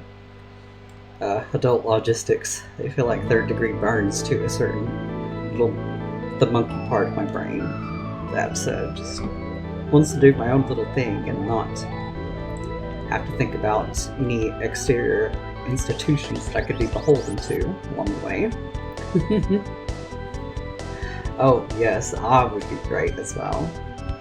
Who doesn't love a little monkey? Also, whoops, I think his hair might be too close to his face. Text.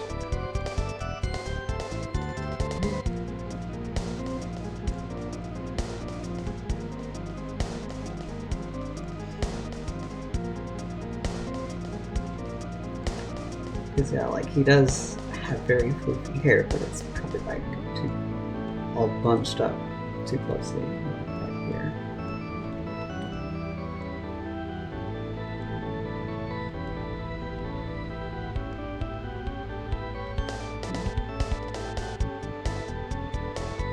Ooh, this is a neat theme.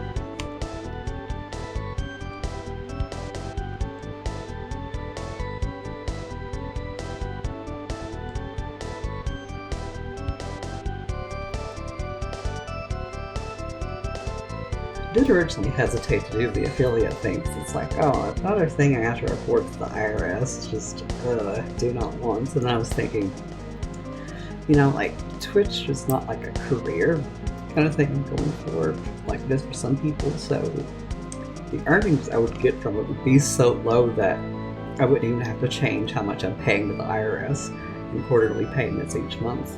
It would just be so negligible. Just like that odd little thing at the end of the bookkeeping. Just so yeah, that shouldn't be an issue. Just because of like, not because I don't think my account would be worth anything. It's just like my priorities are different from a lot of people who are on Twitch who want to make a career specifically out of streaming on here, and I'm over here just kind of streaming as a transactionary obligation to game developing stuff, because like,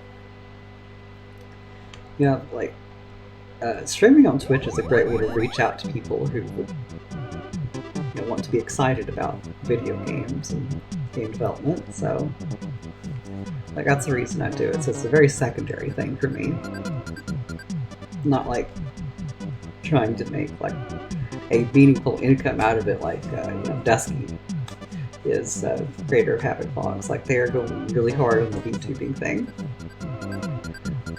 They seem to be accruing little monies, so that's good.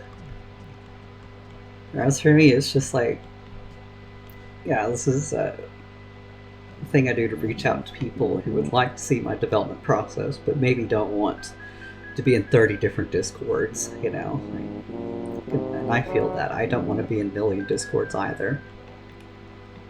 Like, consider the fact that, I was like in the Freedom Planet 2 beta server, like the one server that I'm sure most Freedom Planet fans would have given their left pinky finger to be in.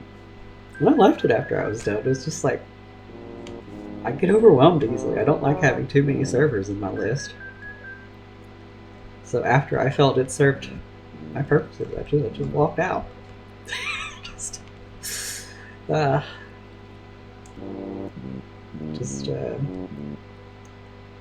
but that's not the only Discord I've left, despite having that kind of backstage privilege either.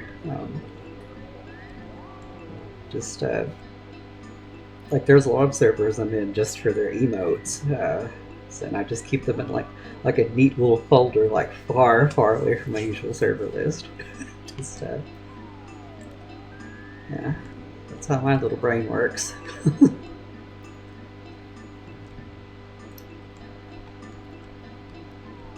It's not like I've taken certain things for granted, it's just I get overwhelmed easily.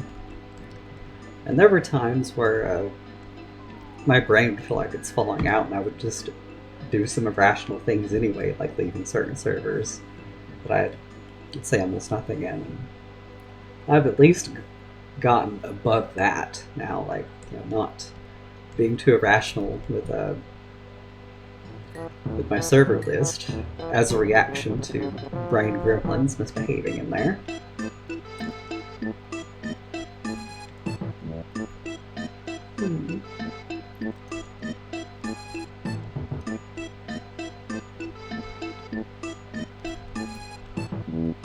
So yeah, just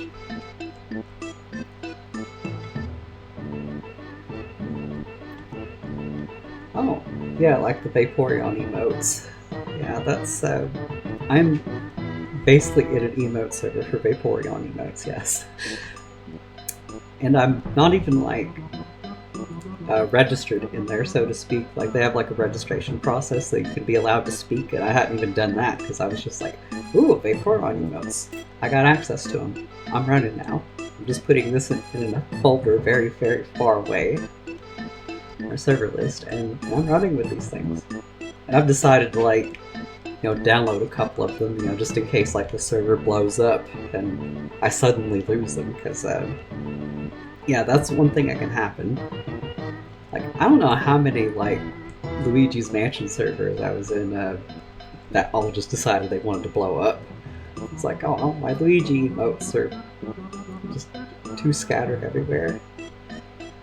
Like one time there was a server that they were about to delete because they decided to like move to a whole new one, and I just let everyone have admin privileges. Like, okay, all of you can do whatever you want for the next 5 minutes before we click the delete button. Go nuts. And they did. I was like, okay, I'm leaving before this gets too crazy. Before they do something really crazy in there. Yeah. That was unique. Of course, the new server was much better too. They, even their rule book that they had looked so much more professional. Even gave me some ideas for how I manage my own community. It's like, wow, hindsight was very kind to that community. That's something they should be proud of. Ah, you thought I was gonna talk trash about the man. You had a wholesome little ending at the end, huh? Got you. Negatively gremlins.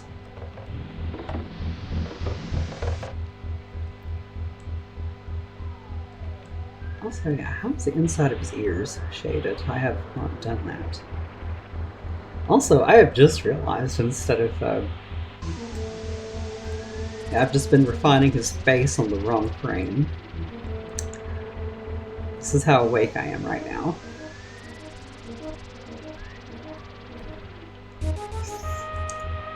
So yeah, that should be better now.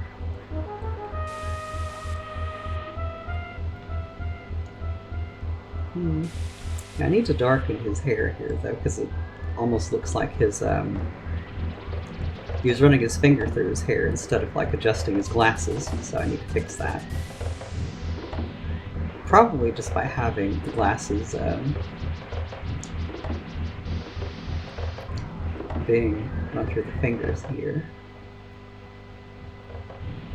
I'm not surprised. I'm kind of surprised I'm alone with that particular behavior, like you know, leaving servers just because your brain is going poopy, you know. I thought I was pretty much alone in that.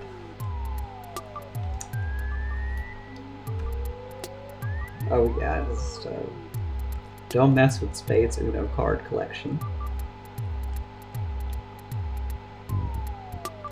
You will be Uno'd. Wait, no, I should not line his finger like that. Should make it thicker, but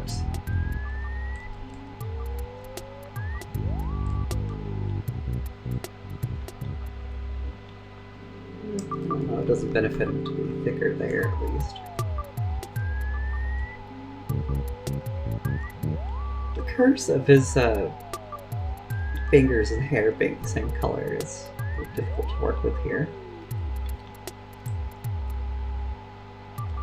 I think I need to move the hair a bit more further away as well. Like it's all too close.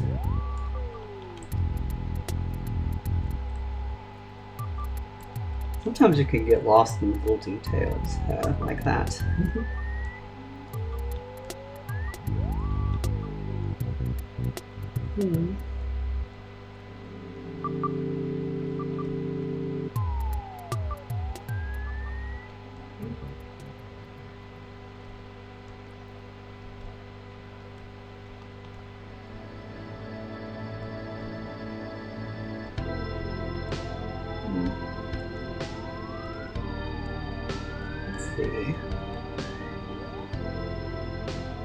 Should be a little bit more on model.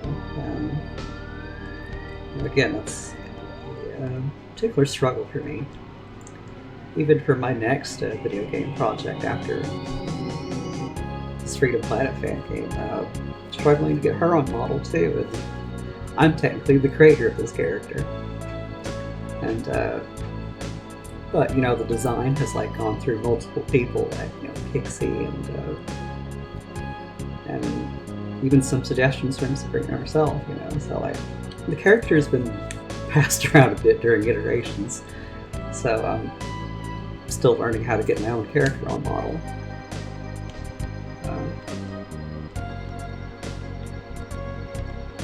If I was already, you know, master artist, you know, I'd already know all these things and would have done those iterations myself, but because, you know, I'm still learning, you know, I needed a lot of help to get the character where it is now. Which means, got to develop the muscle memory and habits for rendering the character properly.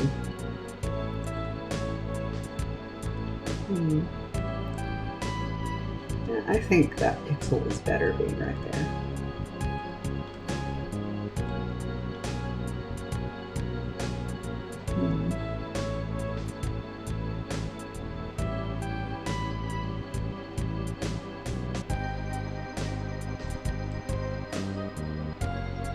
Oh yeah, that's right, I haven't shaded the inside of his ear either.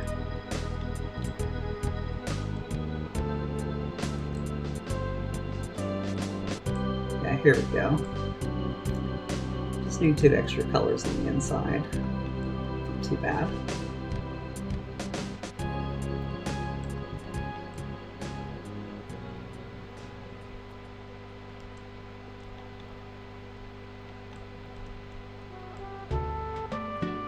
That's about it.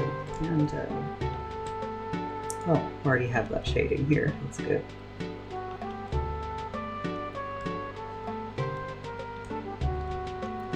Okay, now let's copy this frame over here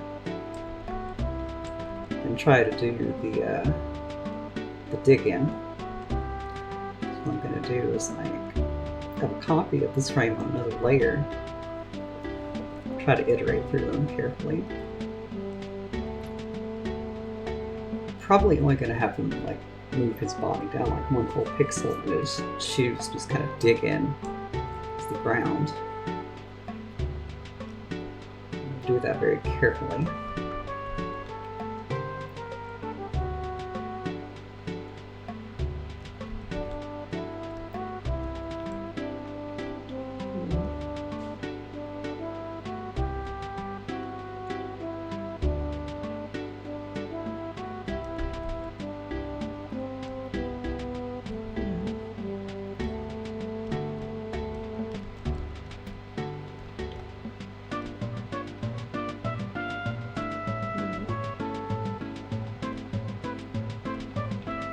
Oh yeah, the Birkin pies. I forgot about that, yeah.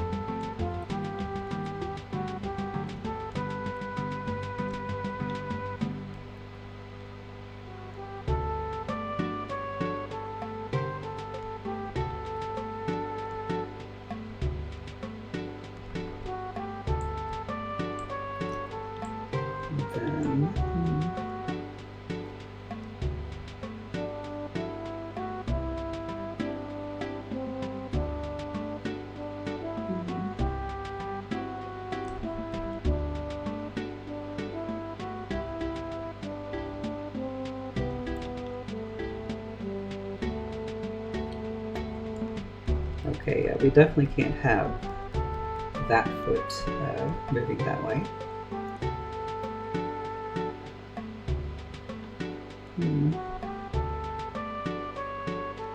This whole leg looks kind of awkward to start with, so maybe we'll fix that on this frame first. Some things look fine on their own until you're like, oh wait, no, I have to make that animated. How do I reconcile the weirdness of this particular frame? Oh no. It's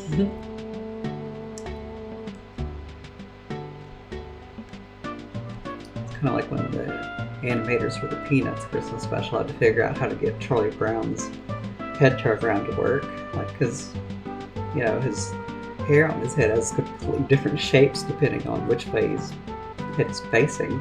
You're like, okay, how do we transition from this shape to this one? That had to be fun.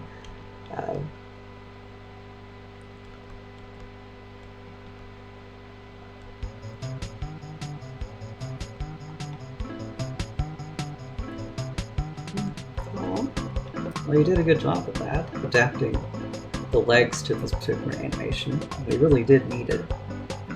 I also need to do his attack and crouch animation as well at some point. That should be one of the easier things to do with him, at least.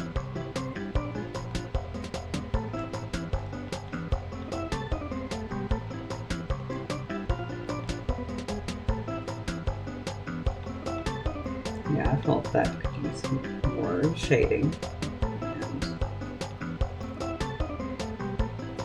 And yeah, I do feel like when it comes to the FP2 characters, they do have like they do try to have all 4 of the fingers in frame if they can, like this one. But sometimes I have trouble figuring out how to cram those extra fingers onto the hands. It's a little tough.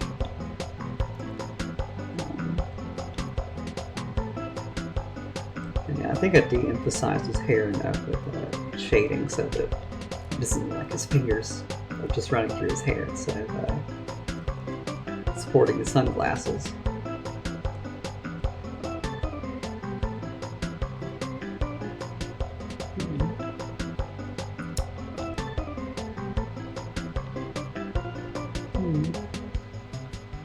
What else could I do to this frame? Oh yeah, I do feel like the shoe is not quite in perspective as well.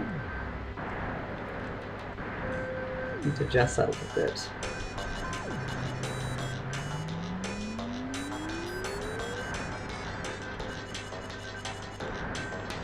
Yeah, that's better.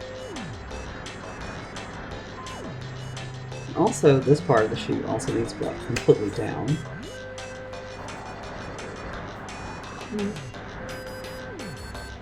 Well, that's something I'm glad you caught, because animation is pretty hard to do. Sometimes you don't even know what you did wrong.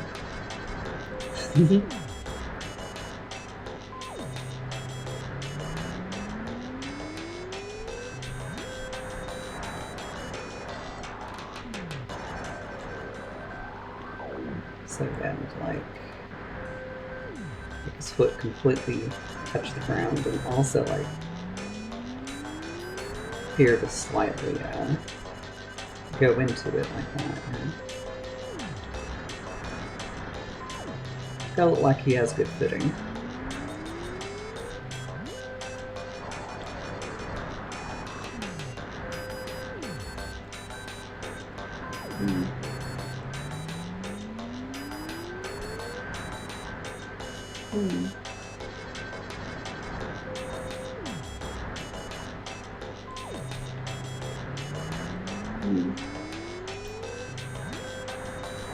Maybe that'll work.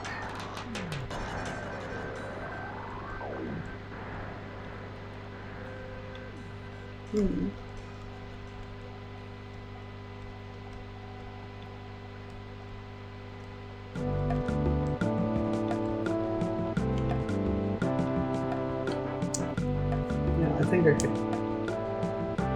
refine particular frames all day.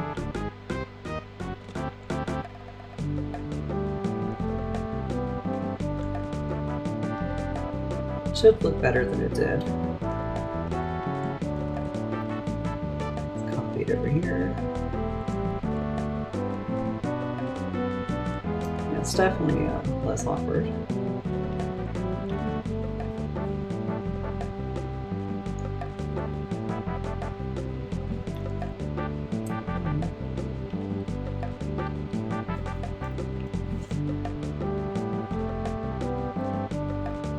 Could do. Have him sidestep a bit, and then adjust his footing a bit.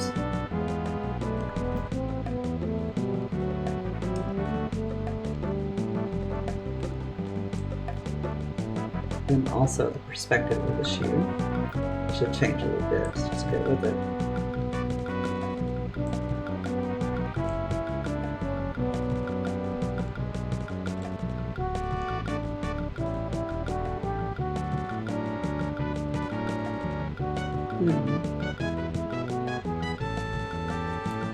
Yeah, these need to flip.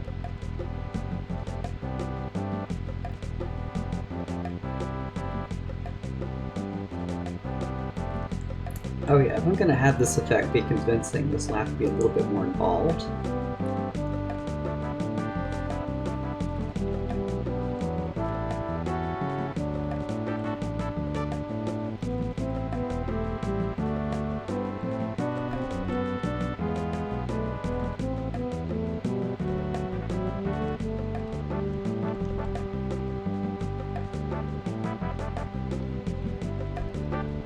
Not like that. Probably pushing this shoe a little bit further forward.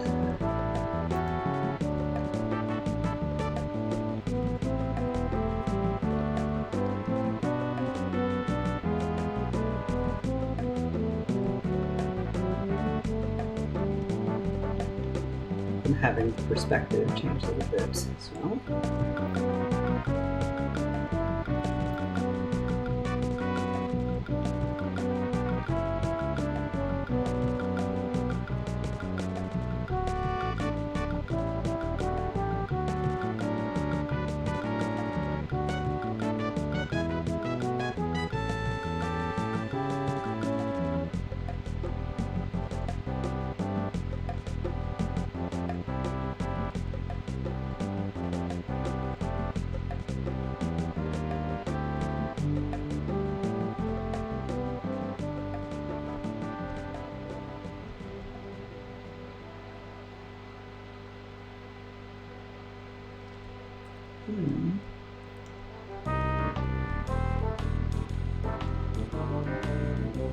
Oops. Yeah.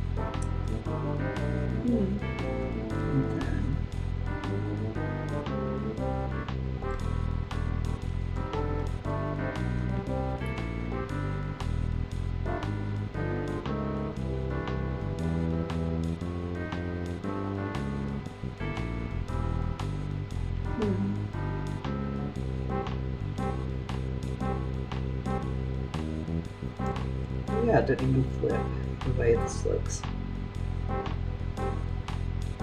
Yeah, that should look a little more convincing.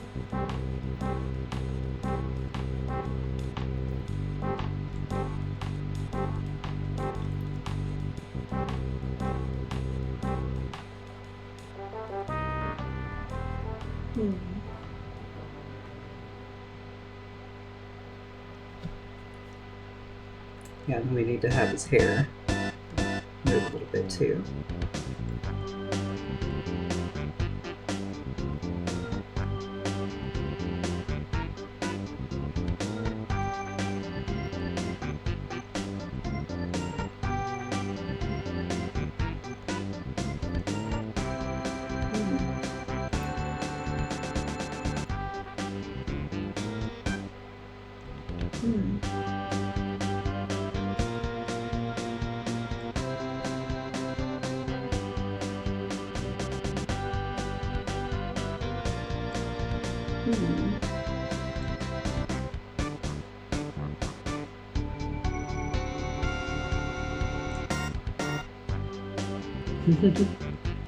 This one's pretty catchy.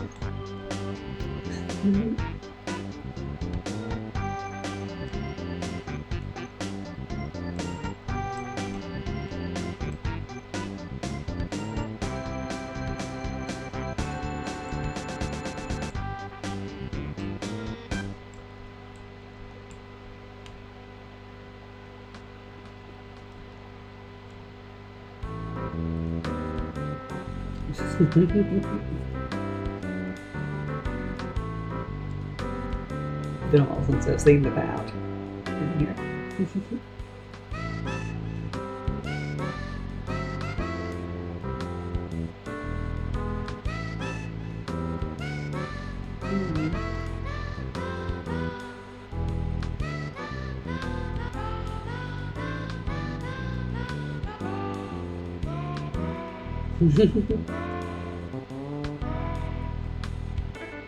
Banana. I'm reminded of that video where someone simulated what it would be like if a giant banana, the size of the International Space Station, just a giant banana within the distance of the International Space Station orbiting the Earth. And this one lady just kept saying the word banana differently throughout the whole thing. Just banana. Banana. It's just so catchy. It's a very funny demonstration.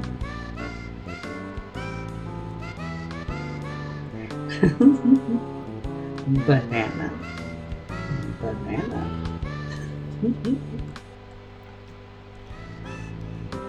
I swear, whoever thought of that video was just a genius, both intellectually and socially speaking, I'm sure. It was so uniquely funny.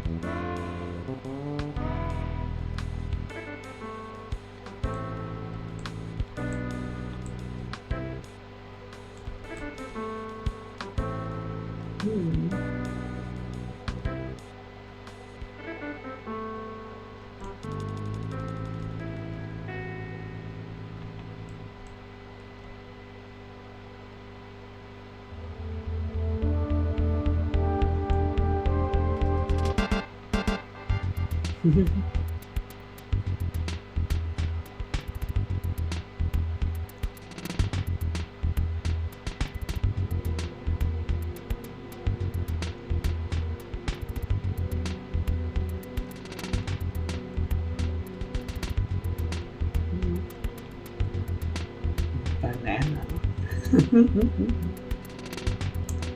And that was a very interesting render too, just incredible how they could simulate how it looked through the Earth's atmosphere as a giant banana orbited the Earth. Ignoring the tidal effects of such a thing orbiting that close to us, of course.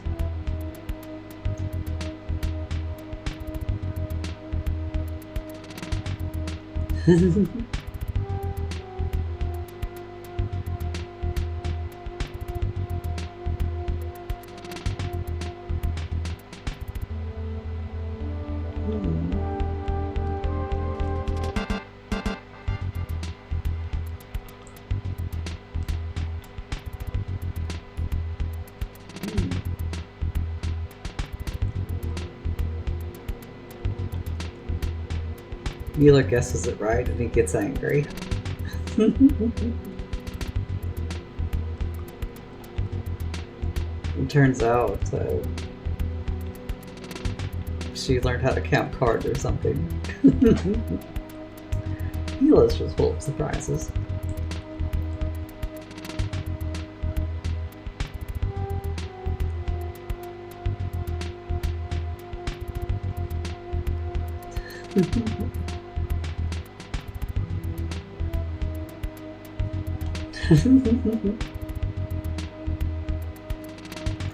Oh, I see what you did there. Yeah, I am literally drawing the card here.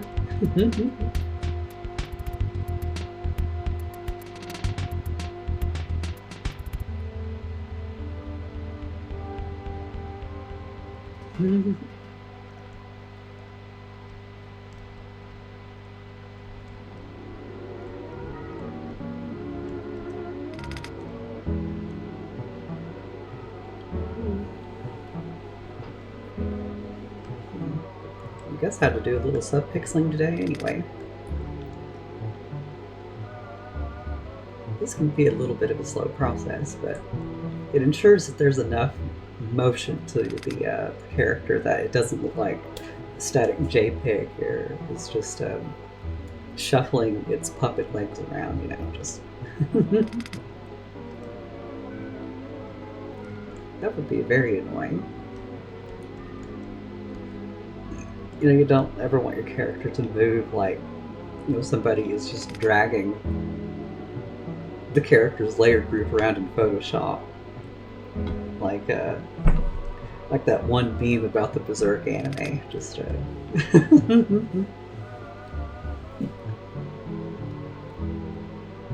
I'm trying to remember exactly what that scene is, but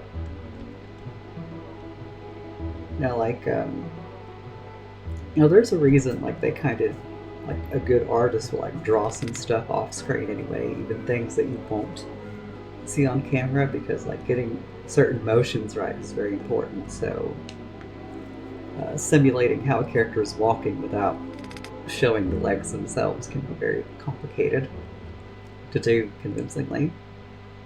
You certainly can't do that effect by just dragging the character's leg around. You just can't. That will always look silly.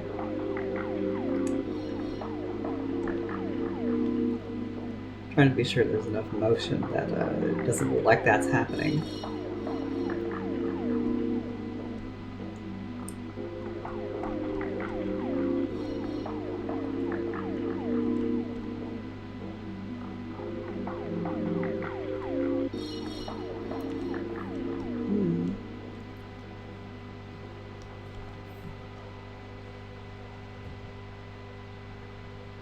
Character has to look like it's skewing a little bit in motion.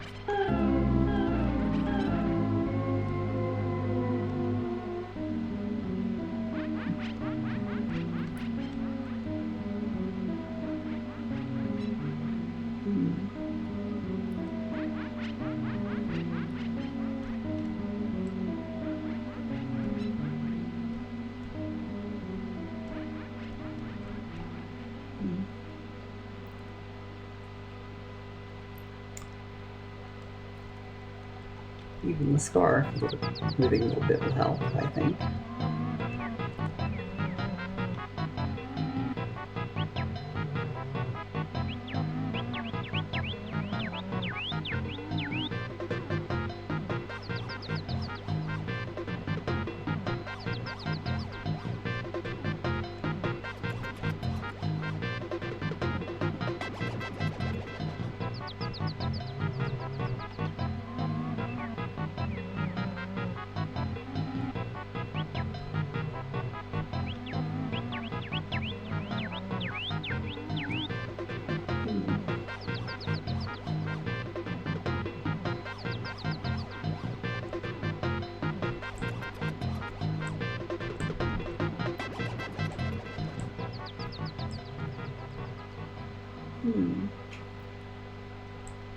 I suppose this moving would help a little bit too.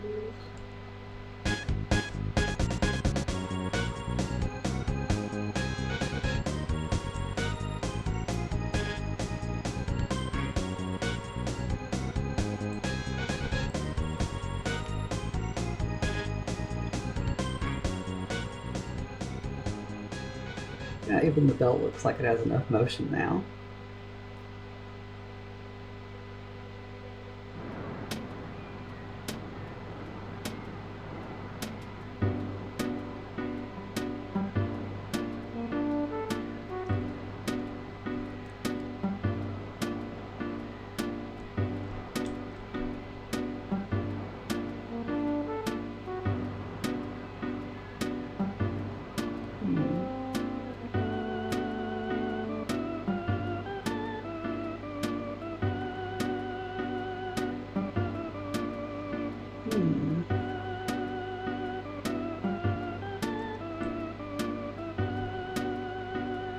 We can imply that this arm here is rotated a little bit.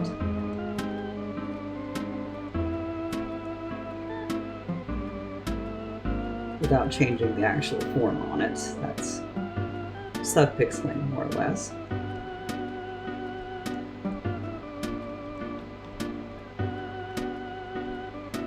Implying the form is shifting via the texture inside the shape without moving the whole shape itself. It's very complicated to explain. Not easy to explain, rather. It's not complicated, it's just doing it is very tricky.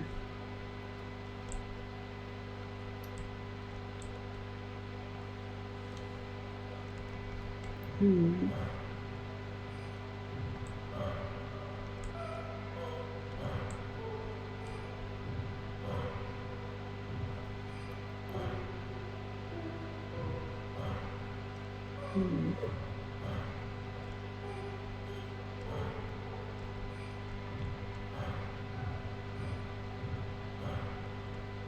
Hmm.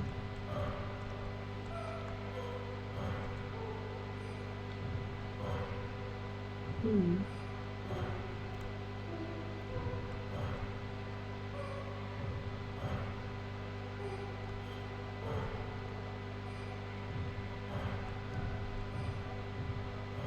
Hmm.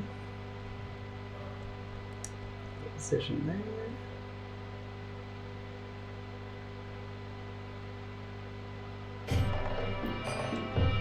Now I need the fingers to look like they're moving a little bit as well.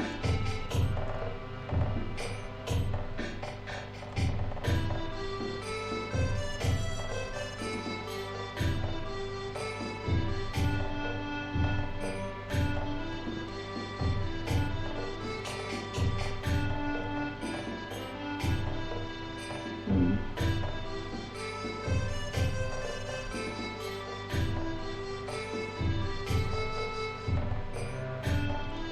Hmm.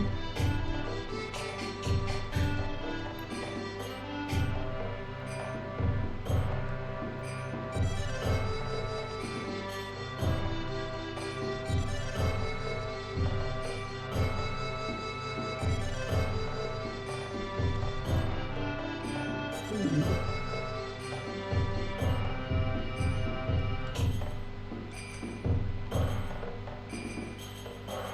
Hmm.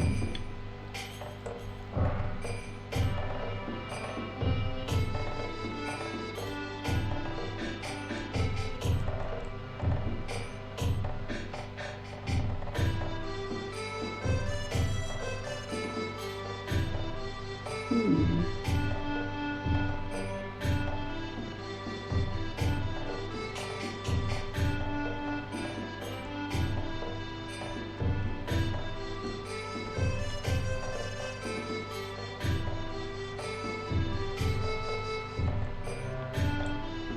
Hmm.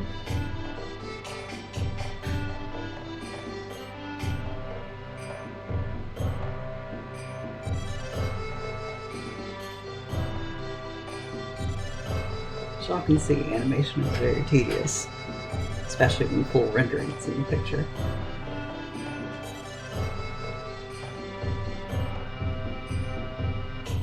See how that looks from a distance as well. If that's reading properly. I think it is. No need like the final frame, but it should have like much snappier motion to it. Just so this is kind of like the anticipation frame, I guess. Then like the final frame would be like more dramatic in movement, so it kind of snaps in. Although it might be the reverse of the normal process where it's like we have a lot of dramatic motion, then having lots of little motions to lock the character into a particular pose. I think that's the normal process.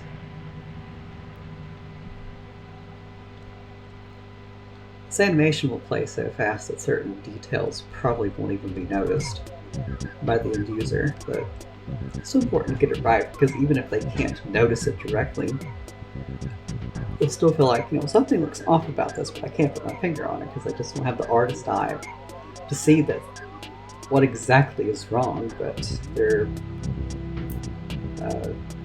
visual eye as a consumer has been trained by so much art that even despite not knowing the art process, they can still intuit that something doesn't look right here.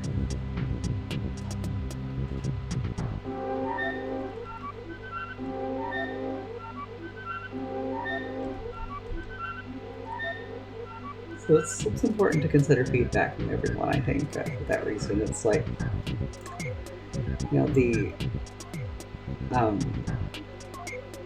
like the diner can't tell the chef how to fix their dish, but they can tell them that this didn't taste good. It smells like burnt rubber, it's not good. You don't know how to fix the dish, but you know it don't taste good. So, yeah.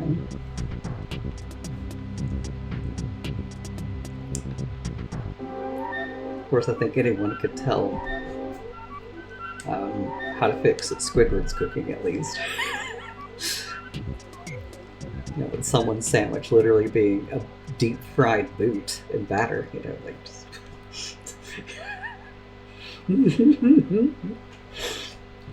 I just love how silly they went with that. So great.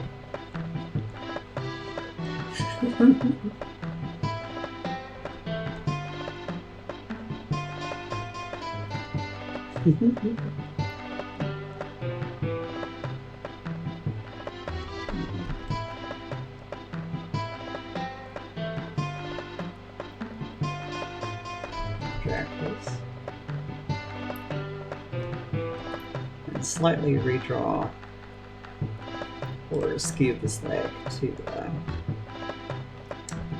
sync up the new position.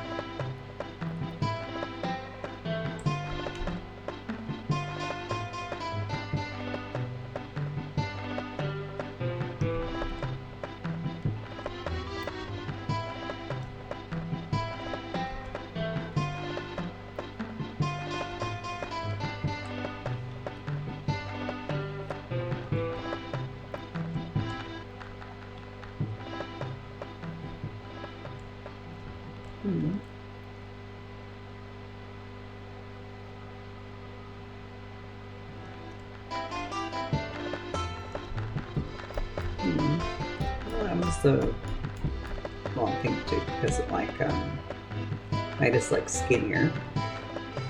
Can't really have that either. My understanding of animation is kind of like the customer who was dining. Like, I'm not an expert animator. I can tell when I'm doing something wrong, but I won't know how to fix it. It's kind of my thing. So when I make a mistake, I just have to like redo it instead of like knowing what I can fix.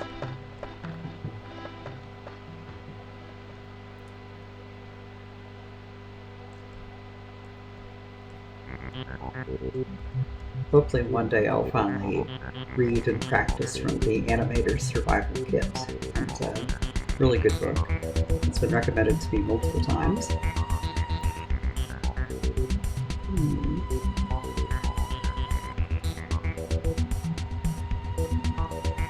And that would greatly improve my understanding of Western animation.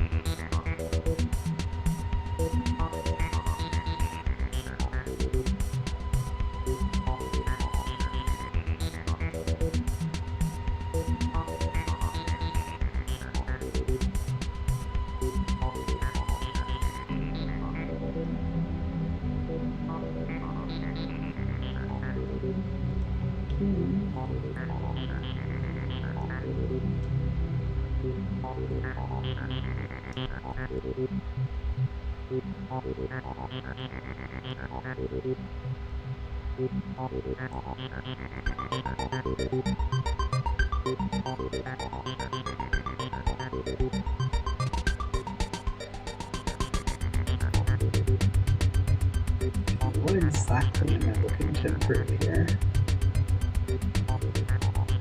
This does need to rotate more.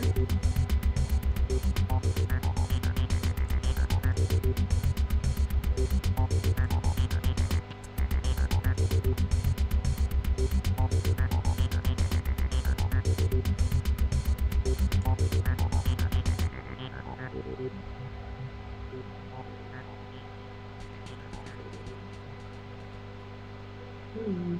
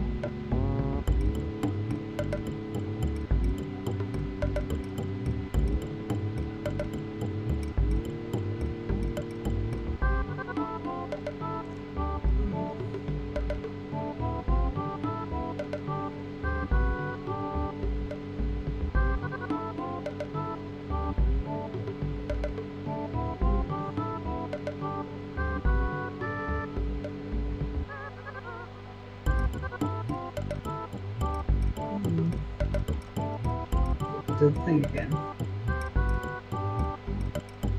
This time, I heard something in my head about the Russians trying to steal our redstone. Played too much Minecraft while I was sick with COVID. Ugh, just look at what it did to my dreams. The Russians. Yeah. I'm surprised I didn't blurt that out. Just the Russians are stealing our redstone.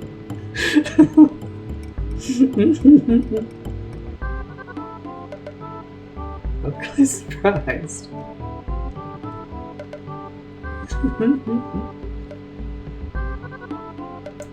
This is what happens when I'm a little sleep deprived. I hear things when I'm like in a half-conscious state.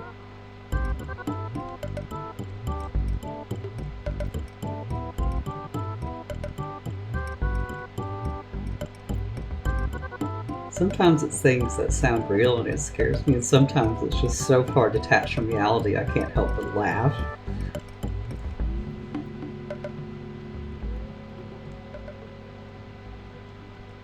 Like, that's just pure silly. Like, what is the Red Army but without redstone? Just...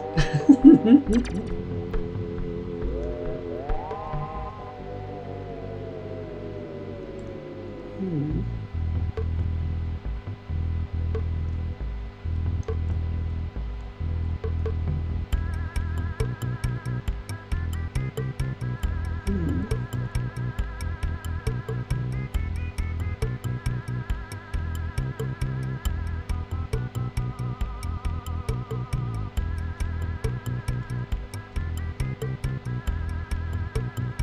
Oh, that's looking much better with the way the shoe's rotating. That alone made this work a whole lot better.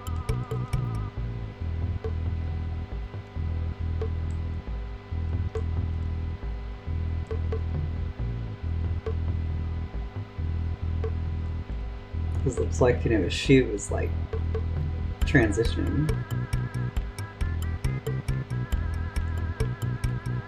Maybe the motion's too extreme though. Like, when it comes to pixel art, you cannot have that be too dramatic. Okay,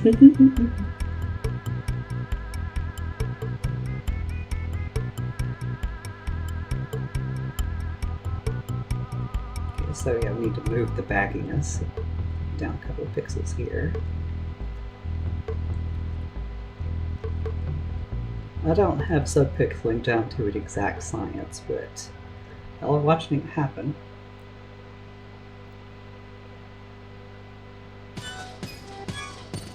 That does sound like an interesting creative process, I'll say. A device to help reciprocate those crazy thoughts.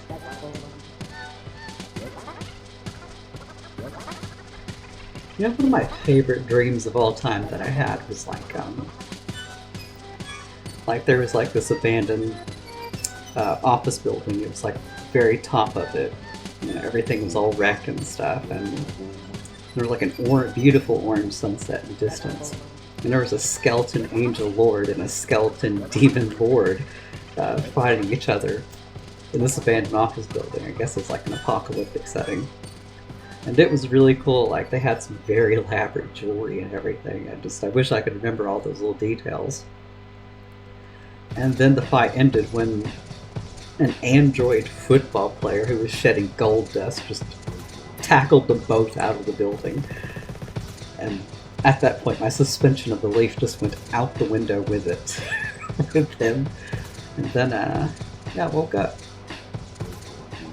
And that changed all the lore for everything I was writing at the time for a science fiction manuscript.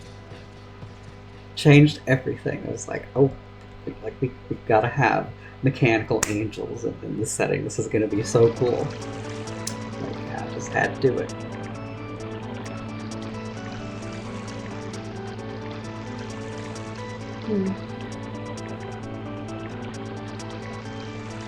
I suppose I could see that, like, the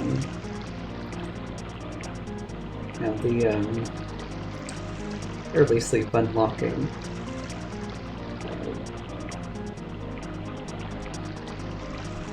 our behavior somewhat in that way. Just,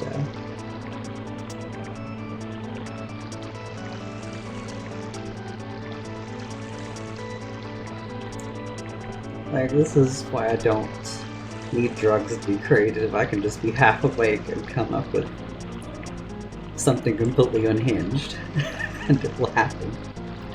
But I wouldn't recommend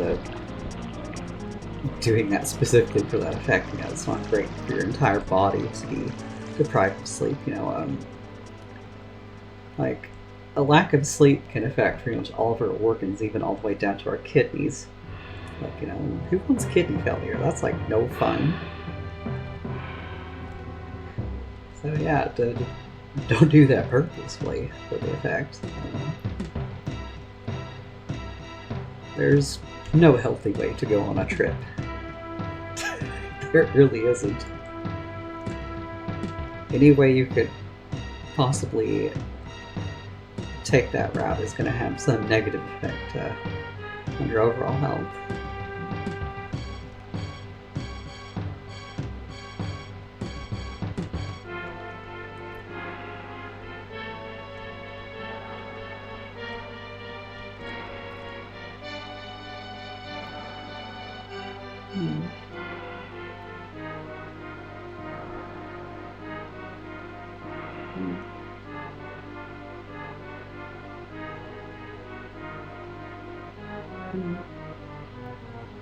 Oh yeah, I've also heard of that as well.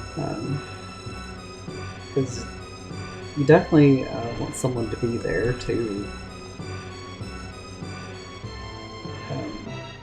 be a controlling force when there is none inside you at the moment.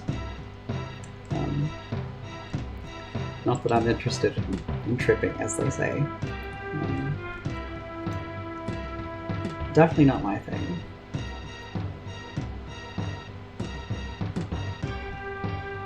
Like, I just go to sleep and I wake up thinking I just did some kind of crazy trip. Like, why, brain? Why did you dream about this? This is so strange. You could have dreamed about something normal, but no, you dreamed about this. You had to dream about Batman flying in his Batwing in space to the straight planet to save a lesbian couple that were stuck on it. Just newlywed lesbians just going to the straight planet for a tourist trip, and it all went wrong somehow. And that was the entire dream. And then when Batman finally got there, he got distracted with a demon child and was playing patty cake. Baker's men with him to calm him down. And the dream ended.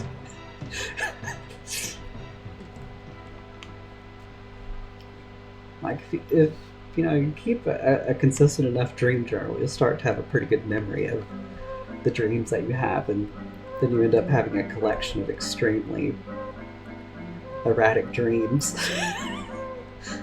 It's like, human consciousness is pretty crazy when it's unleashed from the usual machinations of our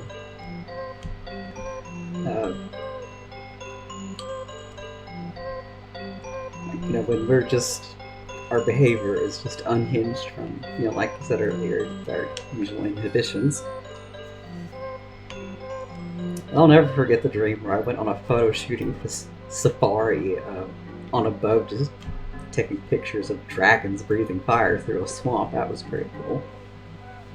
And then I was being chased by the Red Baron on foot the next minute, just in his plane shooting at me while I was running towards a barn. Don't know how we got there, but that was a thing. Just dreams are fun. Sometimes, anyway.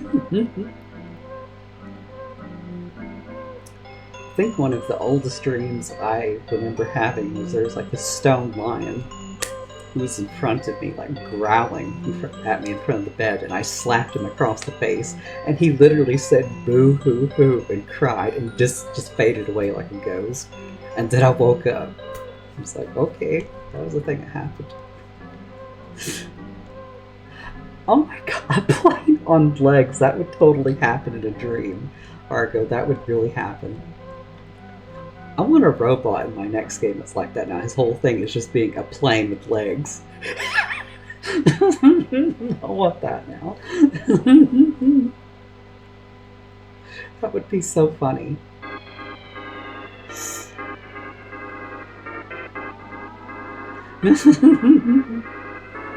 That is such a fun mental image.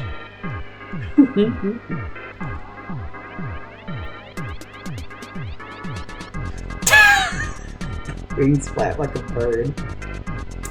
I can only imagine what engineering miracle material would allow that to work, but that sounds fun. Just the flightless plane roaming its territory, intimidating its peers, and scaring all of the other observers. I can see it now.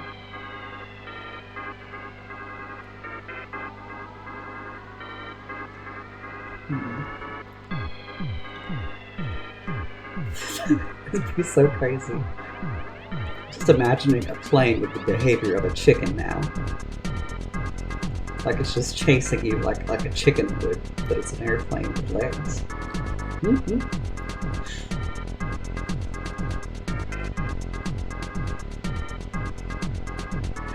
Oh my god, a penguin would be so fun. There is probably art of a plane, an anthropomorphic plane waddling along a penguin. There has to be. The internet's just too big for that not to be the case. Just no way somebody hasn't done that yet. Okay, now how do I make this other leg thing?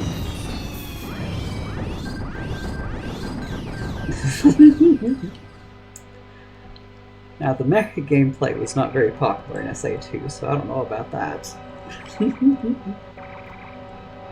I thought it was pretty neat in Eggman's case, but not a universal opinion, I would say.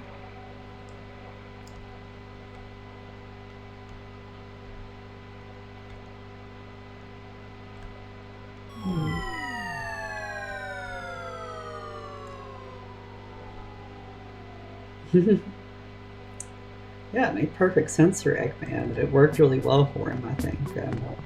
And he kind of had more exciting levels than Tails, I think, because, you know, he could go through rails with loop-de-loops and everything. Just the spectacle was a lot bigger with Eggman stages, I think. Whereas Tails got the basic baby stages.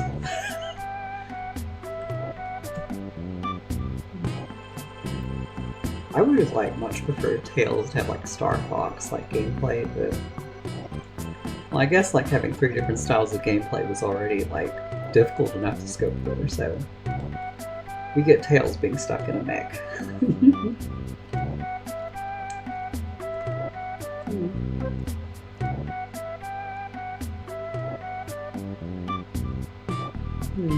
Yeah, it's too dramatic of a shift. Let's see, so.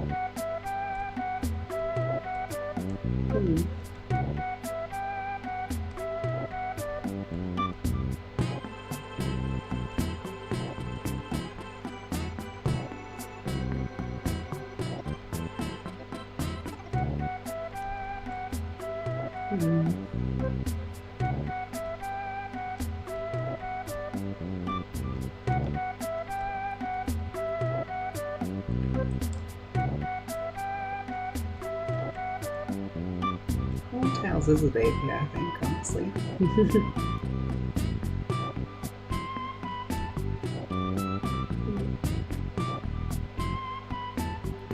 Trusted with so much, but I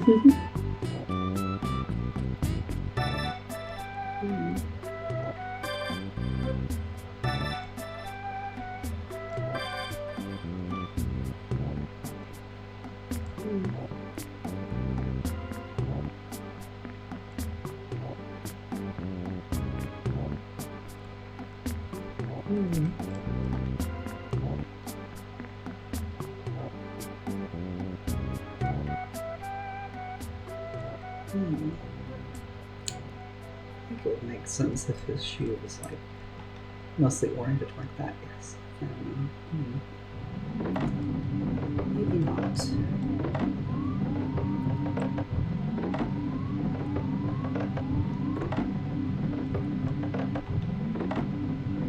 Subpixeling is not an exact science, I think. Just kind of feel it out with every little detail until it all makes sense.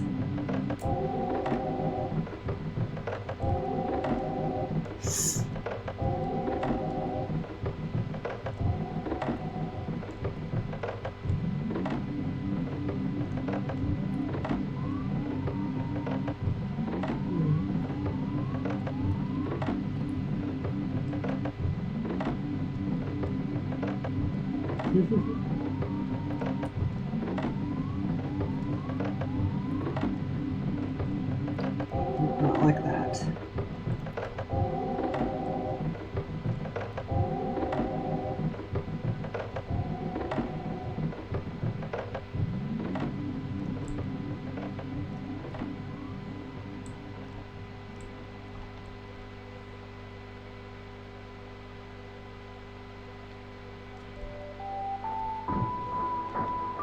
Oh, yeah, of course.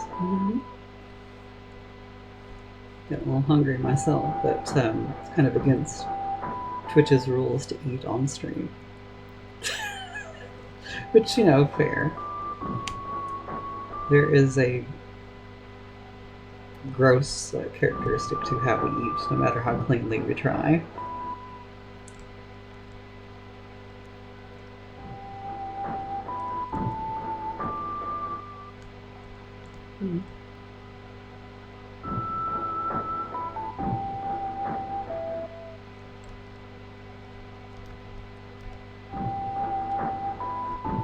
Oops, okay, so...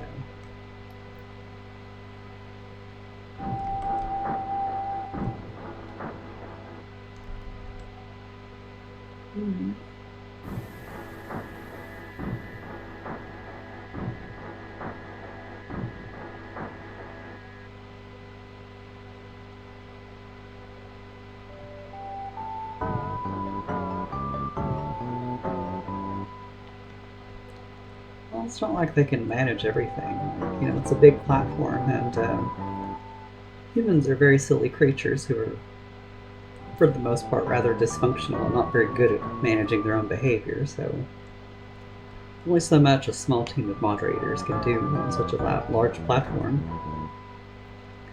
It's why social media tends to use algorithms to control certain things, because, like, yeah, sometimes it will catch something that doesn't make any sense, but the alternative is that, you know, a human moderator develops literal PTSD from, you know, trying to control for certain types of content on that platform. I mean, Facebook tried it. It didn't work. Just, you know, having to delete so much nightmarish imagery all day can really affect your mind. So I can just imagine what Twitch has to deal with on their end.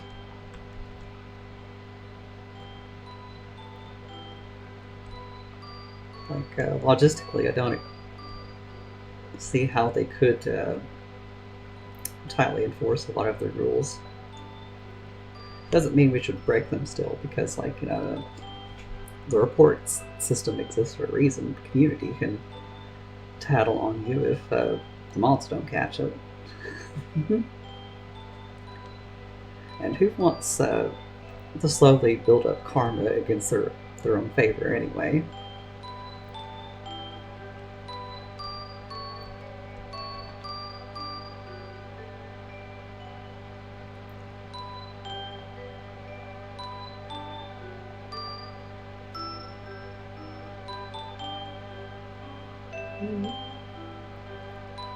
Oh, I think Smiling Through the Tears is playing. Oh.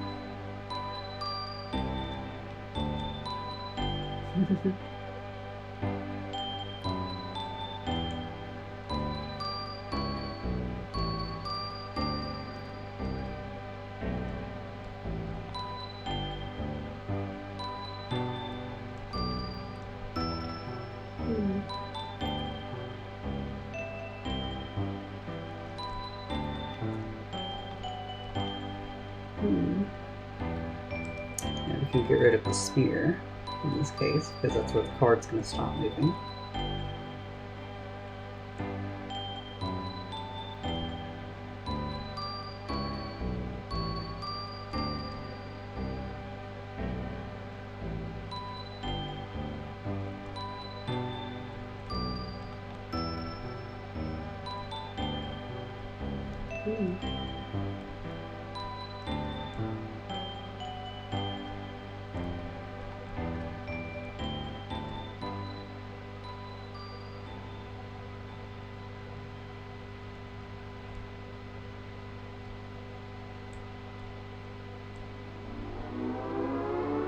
It's kind of fascinating what you can imply with just shifting a couple of pixels around.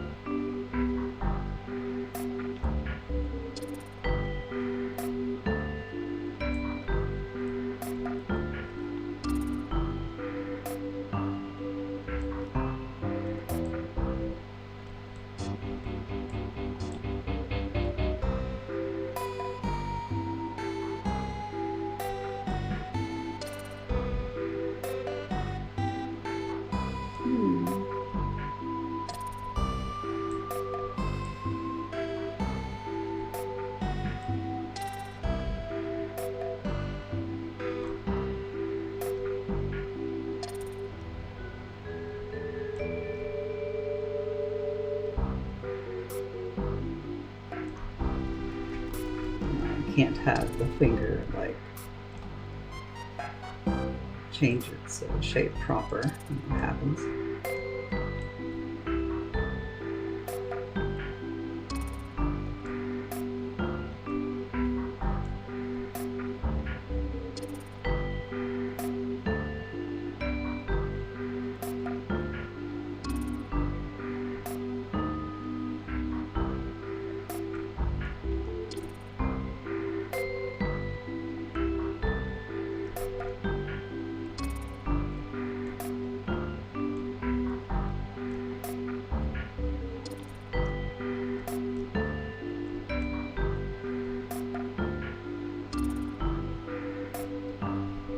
Too dramatic.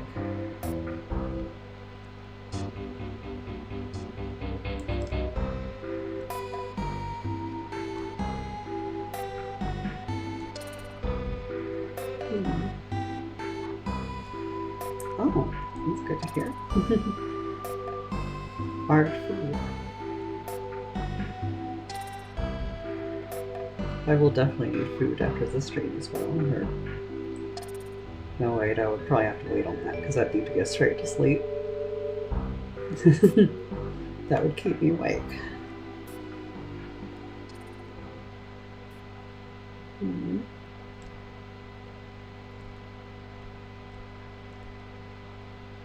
And I could wake up and be like, food, and shove snack down the throat.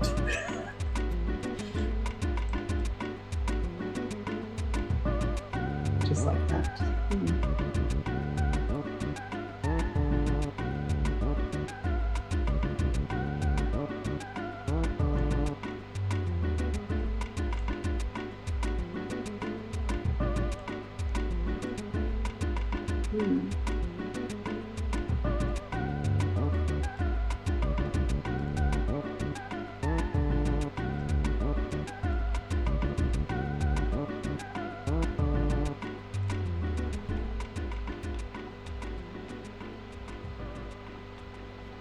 Alright, let's see how this looks in motion. think we've done enough to it.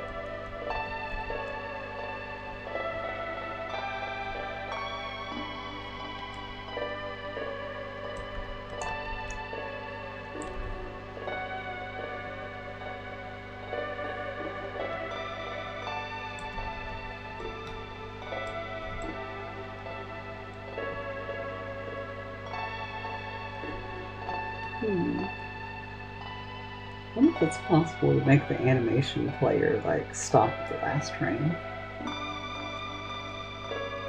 I don't think that's possible.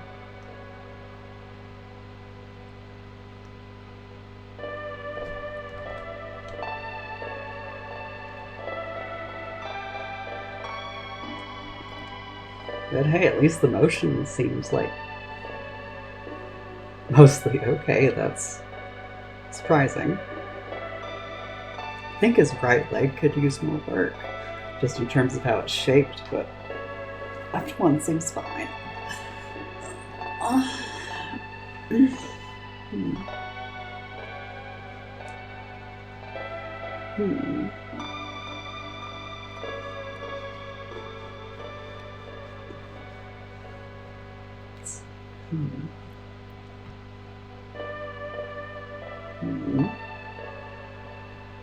Oh yeah, we could iterate through frames. There we go.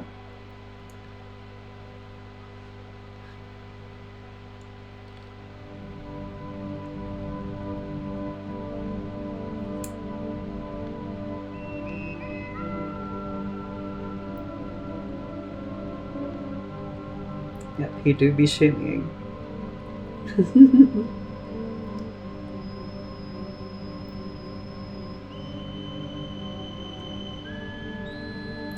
This should be good for a first pass anyway. If we need a second pass later, we can always do that.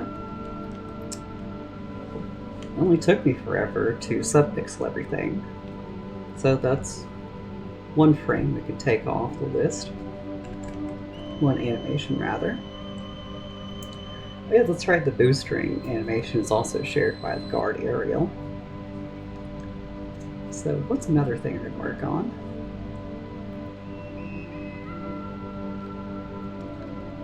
Yeah, the swimming animation is going to be fun to do at some point. We'll probably base it on like Mira's swimming animation.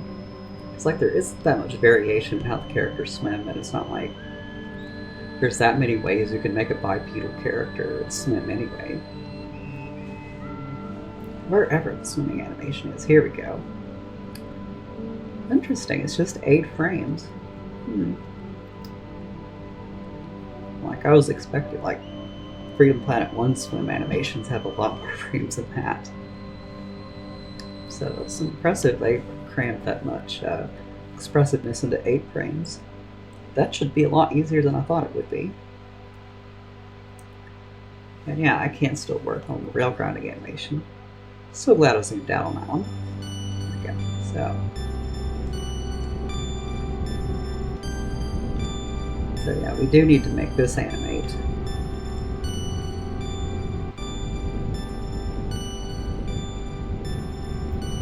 And I'm going to copy this, paste it into a new cell, so we can use it as a reference for the next animation we work on.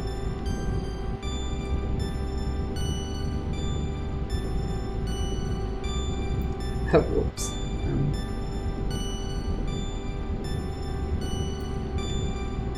There we go. Yeah, I could go ahead and animate the rail grinding. Shouldn't be too bad because it's also a 3-frame animation. Mostly just gotta make his hair move and maybe subpixel the shoes a bit. Maybe not make them move too much. Might not get that done by the end of the stream, but it could be started at least. I kind of like to do each animation in one sitting if I can, because it like gives me the it helps me keep all the artistic to-dos crystal clear while I'm working on it, because sometimes you can forget your thought process as you're making something when it takes like multiple days to work on a single animation. It's like, you know, what was I doing with this again?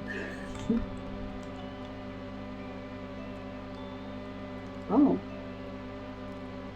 Looks like a distorted thing. The place. There.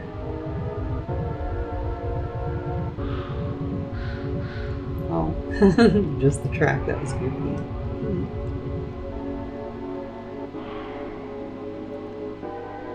Would that be too scary for the stream?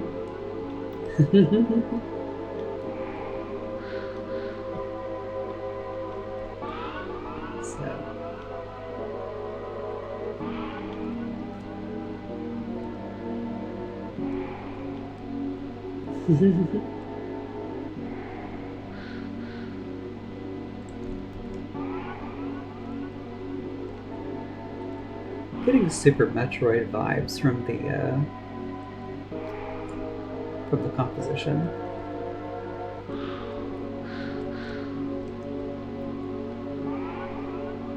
It's like some similarities in the sound fonts, samples being chosen. Depending on the internal development team that worked on Earthbound, there probably could have been similar people working on both those games.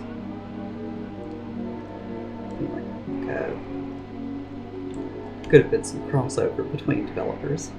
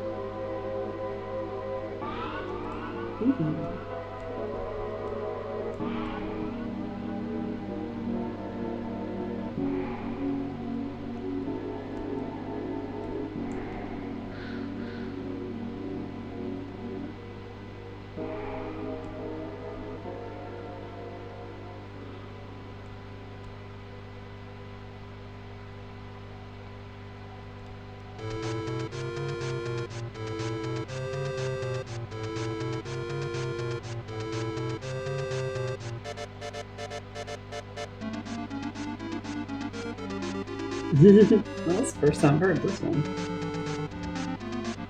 Toki name business. That's funny.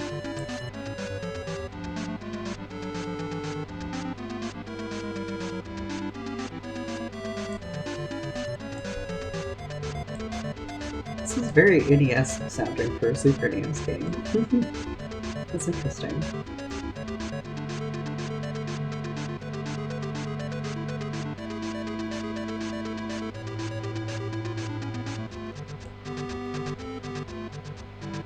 Oh.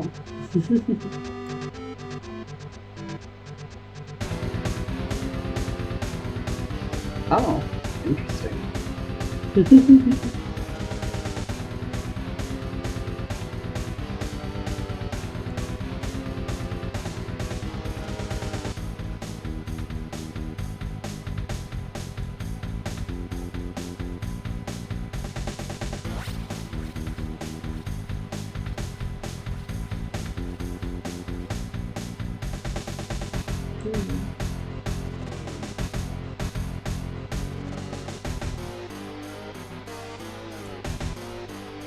I just love how hard Super NES games went with their soundtracks.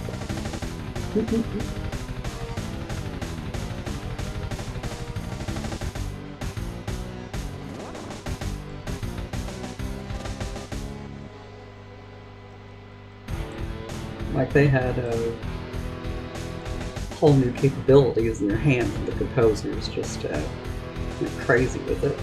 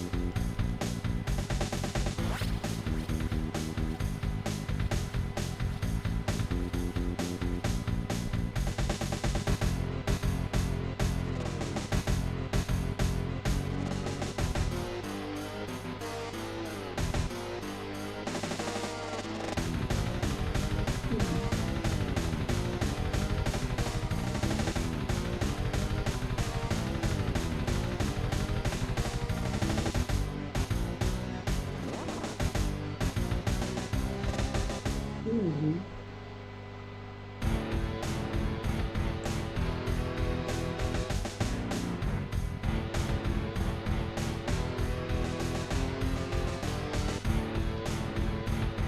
Subpixel the hair up here.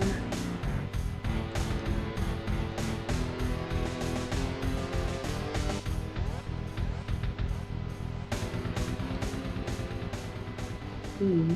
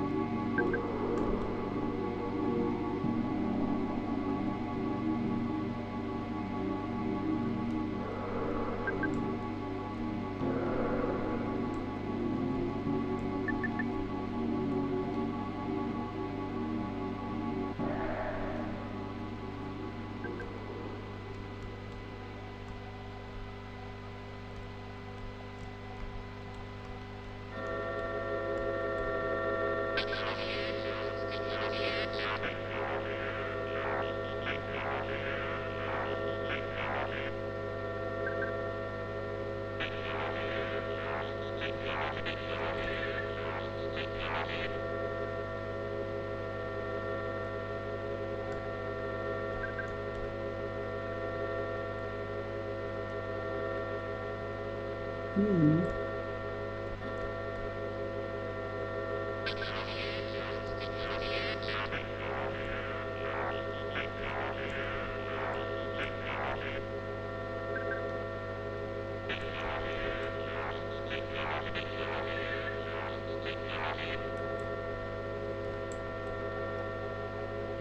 As y'all can see, you can almost change how something appears to animate while barely changing its shape. The exterior shape, rather. Now to animate the ears, they need to move too. Their movement may need to be more exaggerated, of course.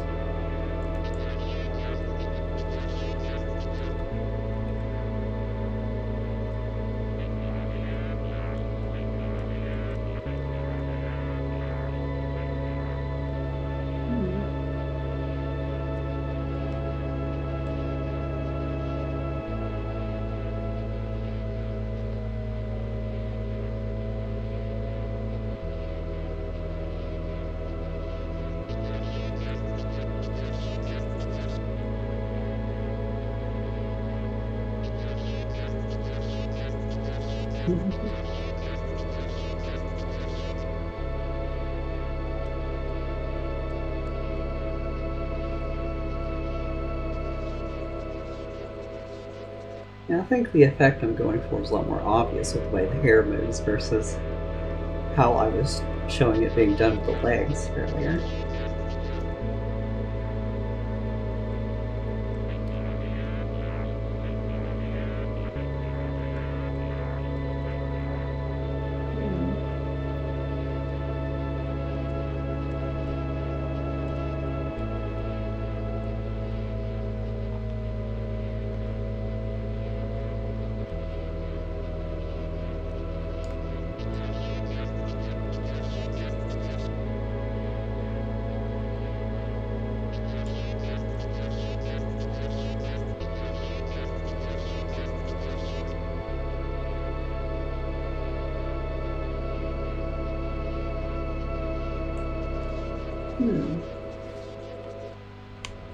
Definitely proud of how that's turning out so far.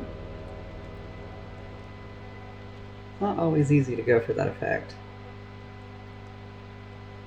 Like I didn't even bother to do that for the most part with Lilac hair, her walking animation in Shamework Attack. I just kind of let it be a static thing instead of animating it like this.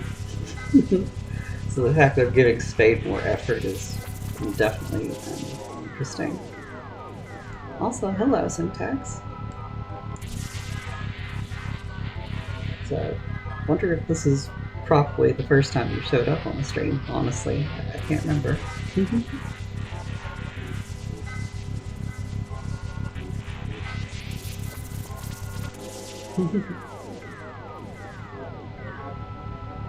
Wow.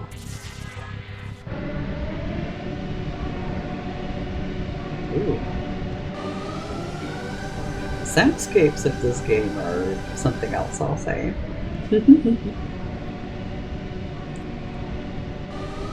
Interesting atmosphere.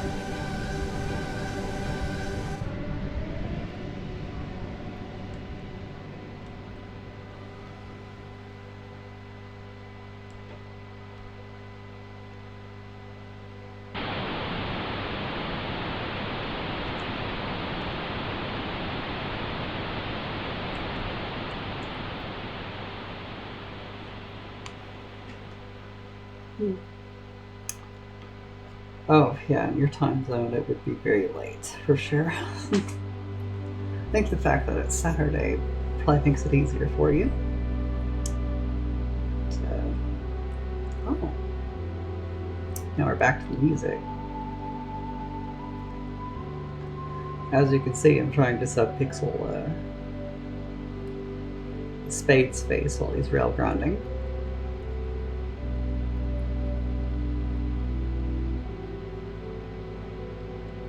Oh, well, that explains it then.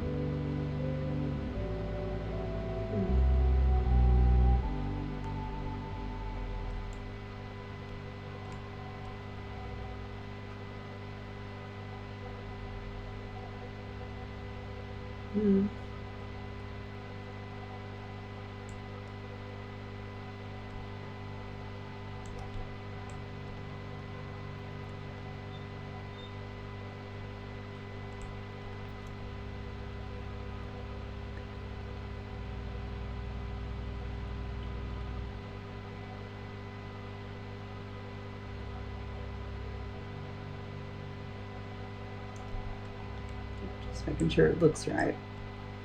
And then, whoops, there we go.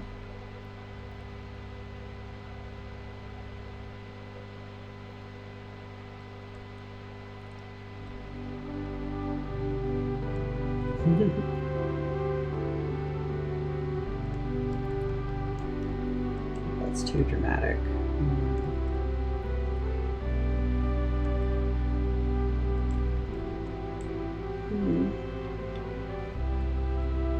Modify the shape in here without going too far.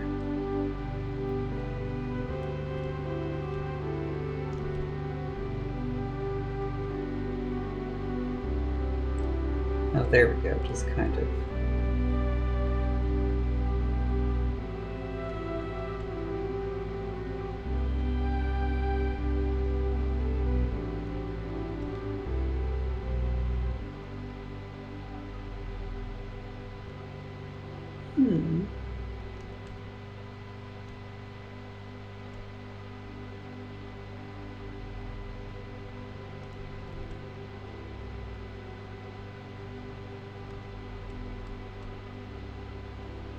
Give it a little bit of a swirl.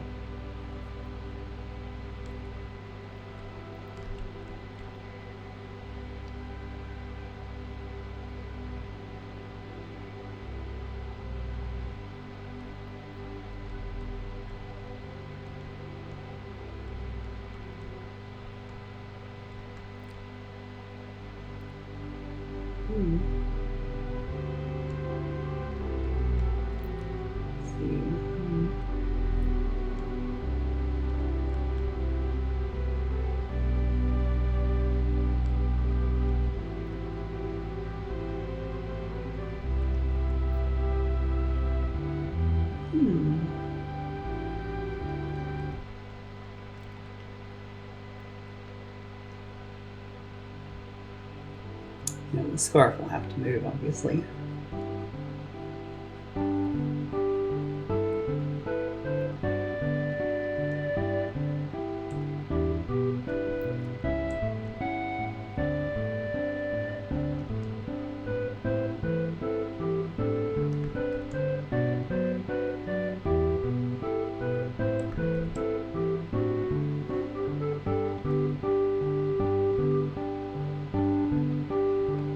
that one's really sweet. I'm gonna stop myself from tearing up on stream hearing this one.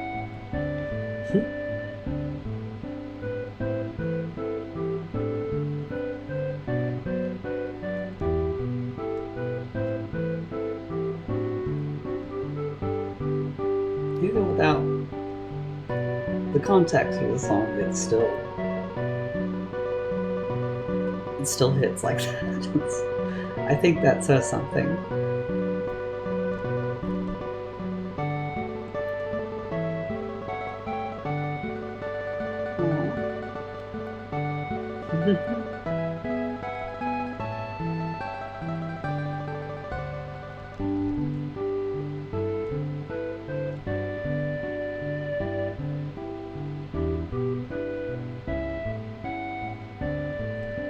Like, it really has that everything is alright again energy to it. It's really sweet.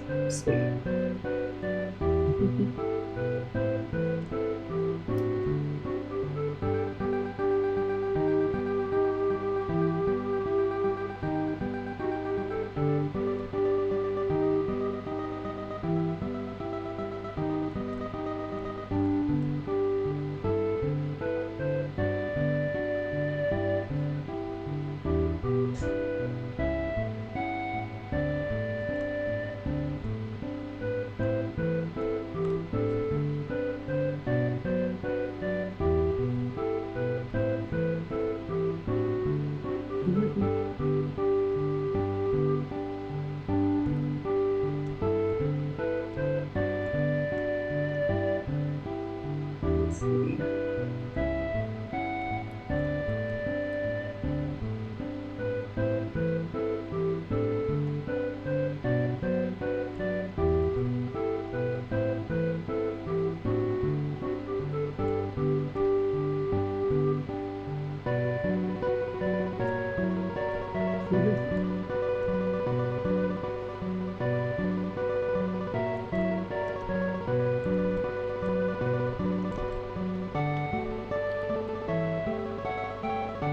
This scarf is about to be, I really have no idea what I'm doing to it.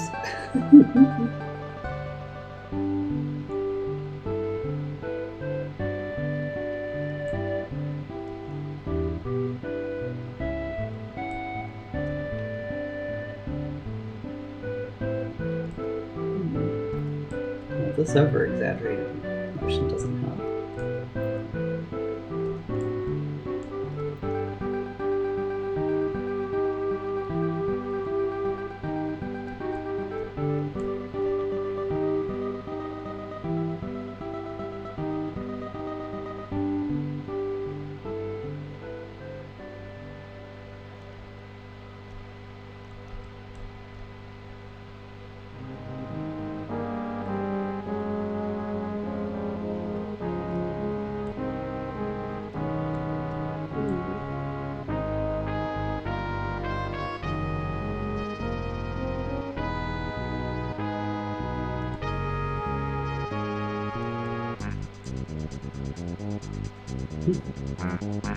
Now this definitely sounds like a credits theme.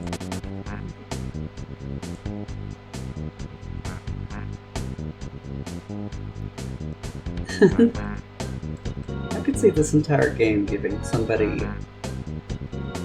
a developing taste in jazz, among other genres that features.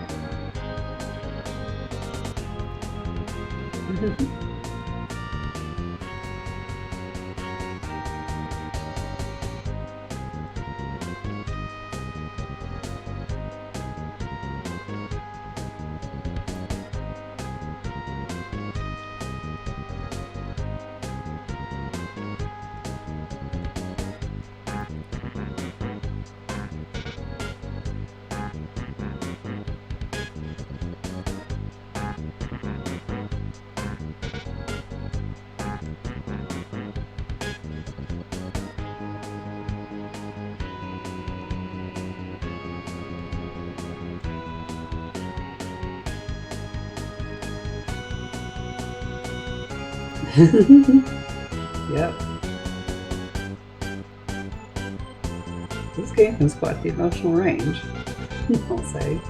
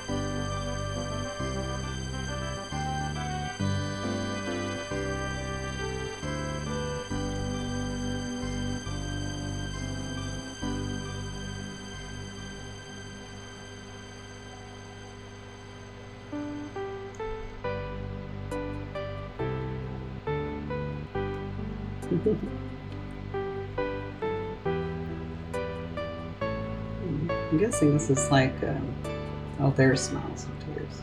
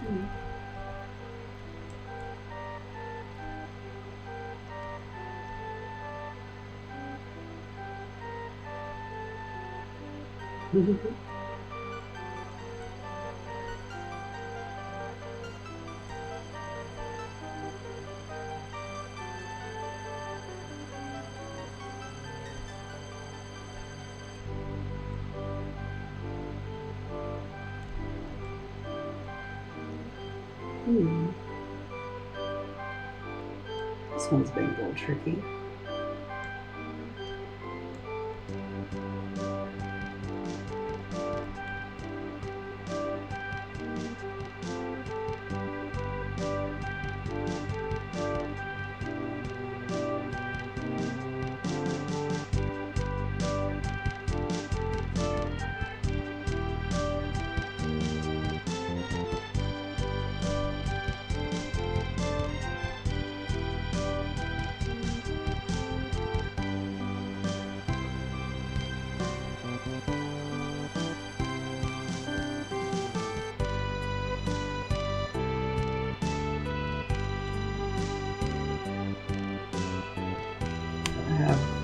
those lighting patterns swirl a bit.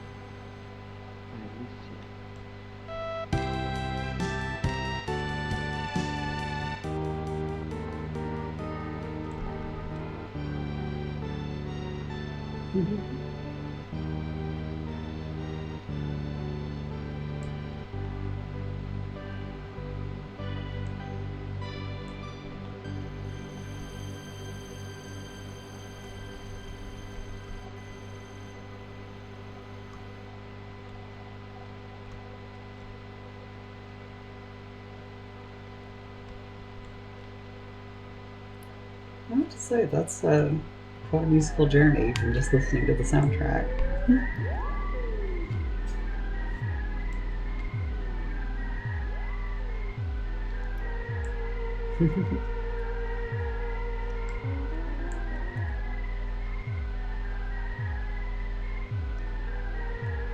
I think there's a lot of unused tracks here, too.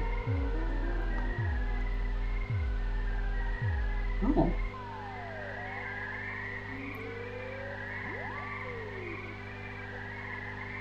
Hmm.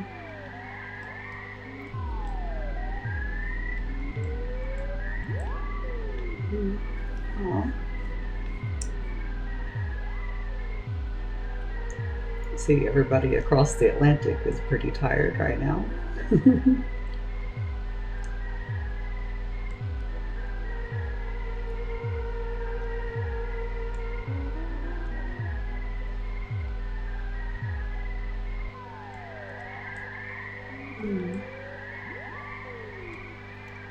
Yeah, but I am also sleepy, but for very different reasons.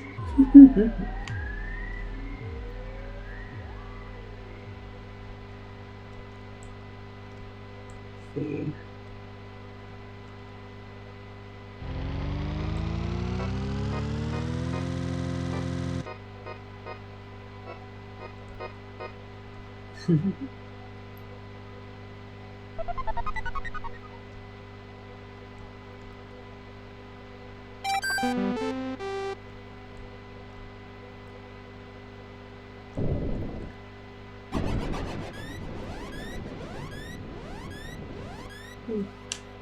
No, I didn't even think of that. Yeah, that would honestly make sense.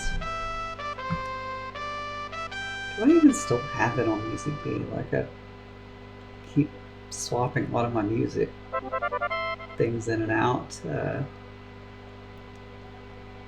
only have so much space on my solid state drive. Oh, yeah, that would be nice. Oh,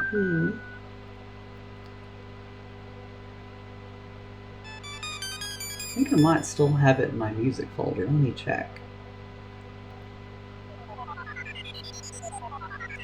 I don't think I removed it.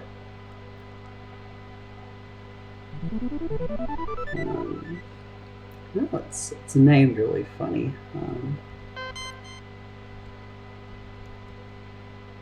Oh, well, there's a Grapple Force Arena. So oh, Jingles.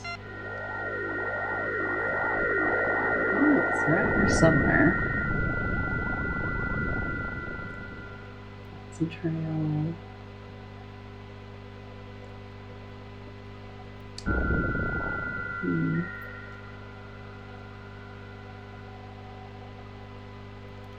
Oh, got to have it on local storage. Among all this other stuff I've been stealing off SoundCloud. I know. That is really weird. Did I just not ever put it on my laptop? Go to Bandcamp. Because I know I have both of those soundtracks over there. Hopefully that won't overheat my laptop while we do this. Let's...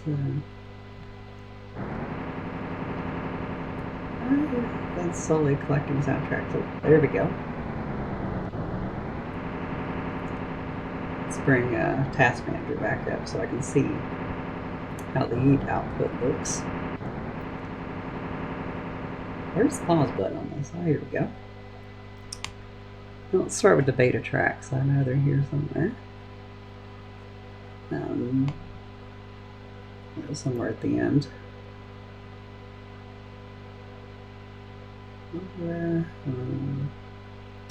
Sorry to blast y'all's eyes with pure whiteness. SoundCloud has no dark option. Here we go. That's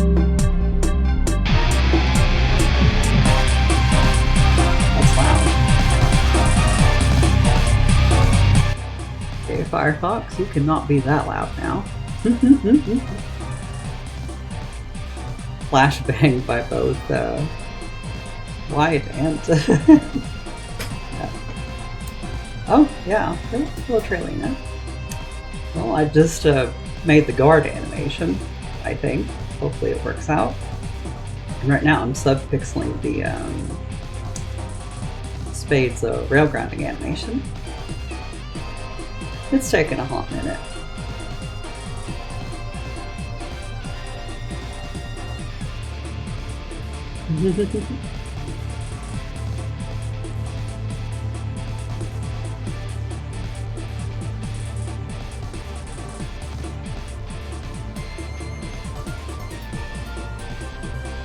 Not too dramatic.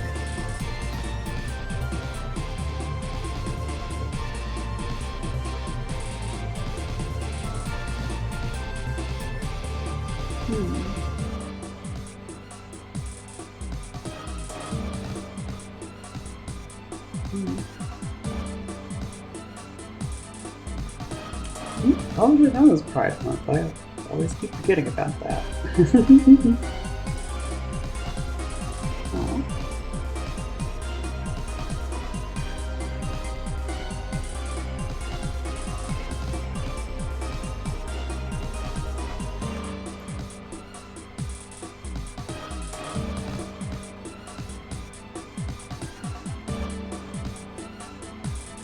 You'd think I'd have a photographic memory of when Pride Month would be, but not very good at holidays in general, honestly. Just a recurring theme with me.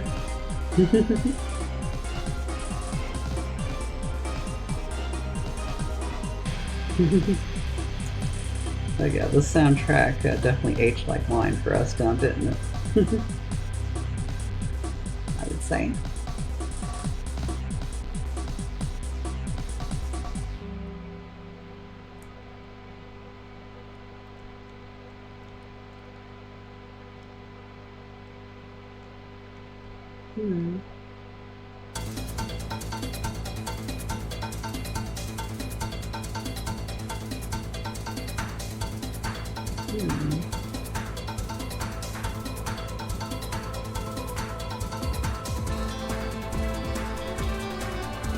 I gotta admit, I still love the old version of this one. It just sounds more iconic. The new version's also good, but this is just like, ooh, I'm a sucker for good orchestration mixed in.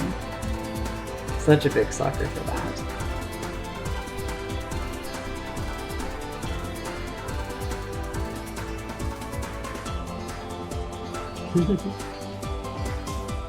And this is still on fire.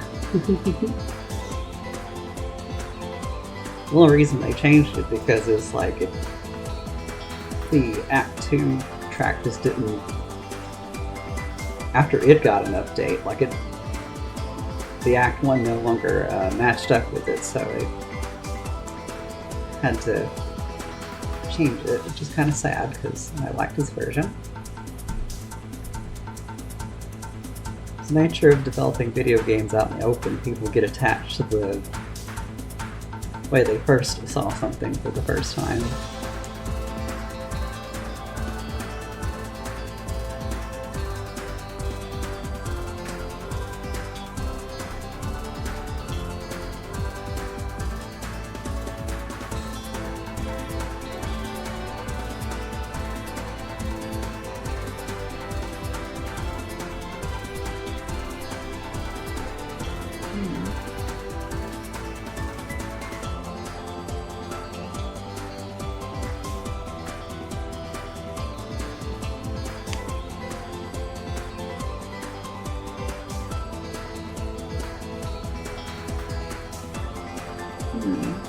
That'll work. Not like that.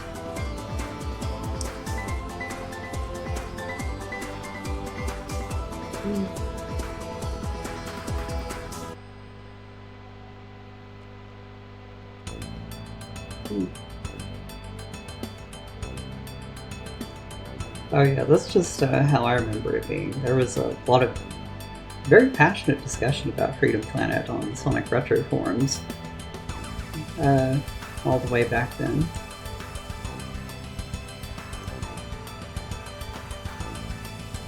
And that was one of the things I saw while working the thread there. Like, there was a lot of people asking Act 1 to be updated to match Act 2. And the idea may have already been gestated in other forms, but the sentiment was echoed there as well. If so. So it got changed.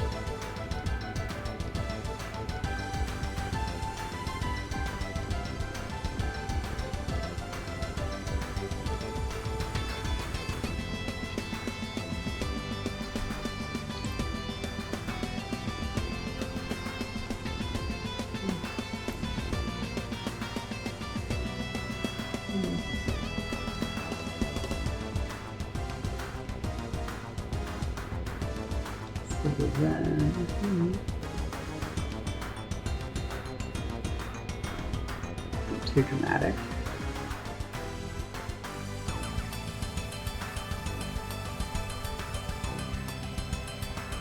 Now we gotta do the circular motion.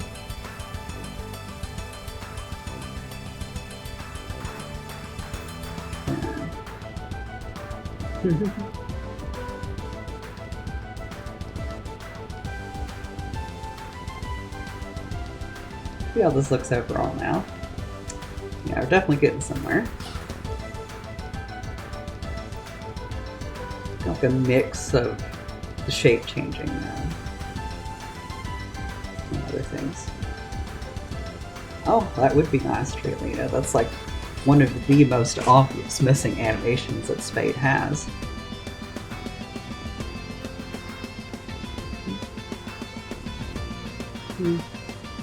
Yeah, I wish for that too. Like, just wasn't the same in FP2.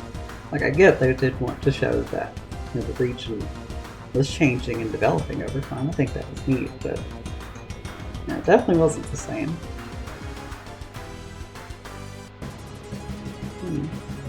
Well, you could probably use Nero's climbing animation as a reference. It's not like each of the characters are climbing in their own way. All of them just kind of follow like a very similar pattern of movement.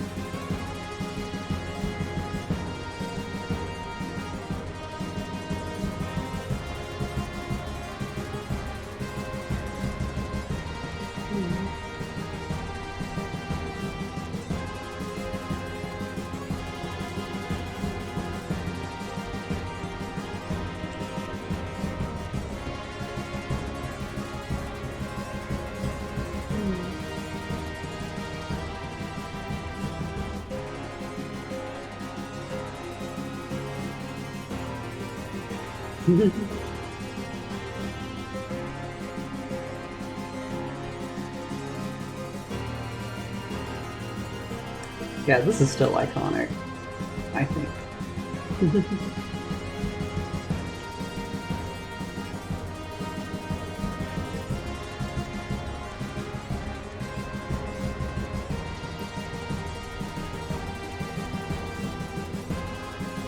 Yeah, I would definitely use the other characters as a point of reference because it would both help characters like movements behave like you would expect it to as a player, and also like just saving yourself some sanity. Yeah, the sense of finality is really good, both in this version of the track and the final version, I think. It's just so good. Like, this is even one thing I would say Freedom Planet 1 has over Freedom Planet 2 is just this particular track is just, how do you top that? I guess the answer is it's hard to top it.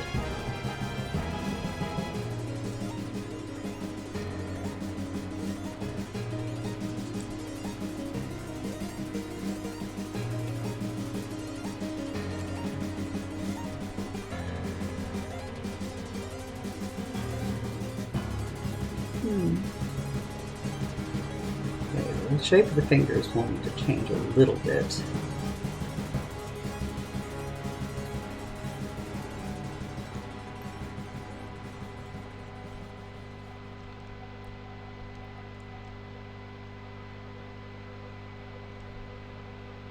Just a little.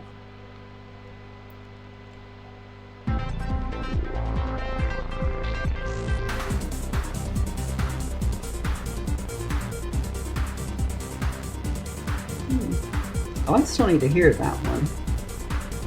Alice Dance was singing the praises of John Tay earlier in the previous stream.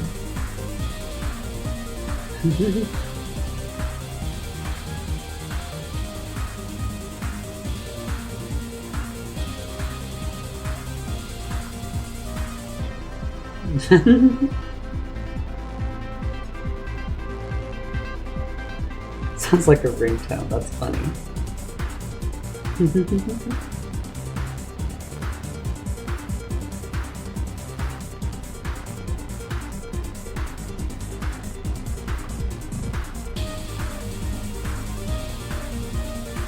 That would be pretty funny for like a joke antagonist to have as a ringtone, just like a more garbled version of it. Yeah, that would be pretty convenient. That syntax.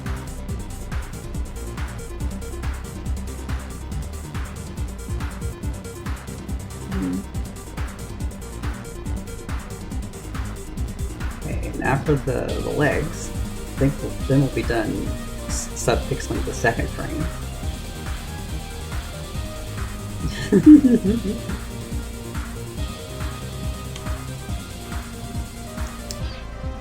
World's not ready for a Nokia drop.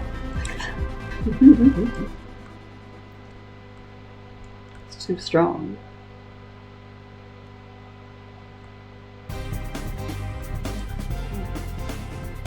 Ooh, I still love this one.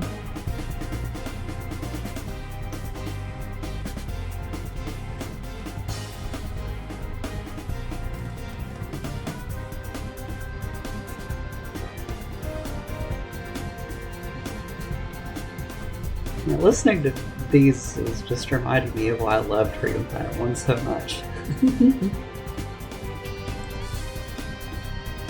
I definitely want to stream that again for its 10th anniversary coming up pretty soon. I would play as Mila and hope my hands don't stop me.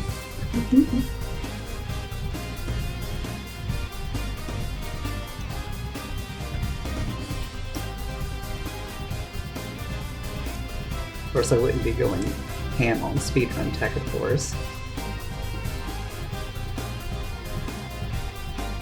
It is. It's even crazier to think that fan game I'm working on is like more than half that age itself in terms of its development time frame.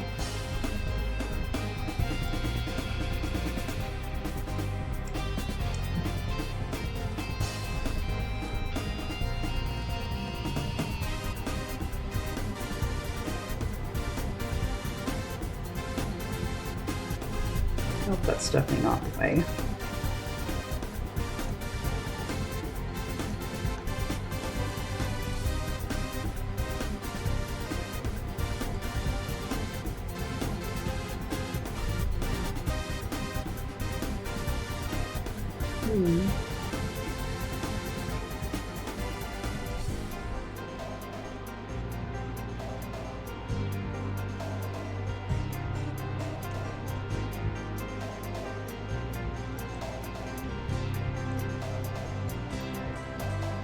Oops, wrong one.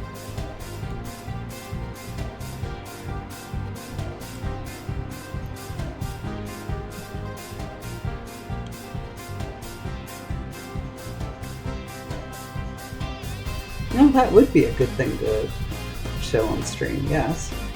You could even do a playthrough of Torque, because, like, he has enough levels you can play through that demonstrate his gameplay.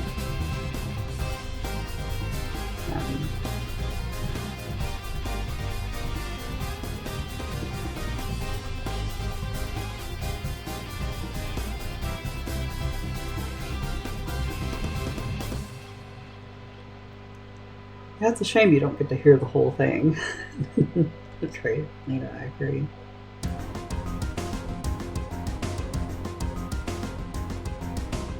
Especially if you're going through it as quickly as possible.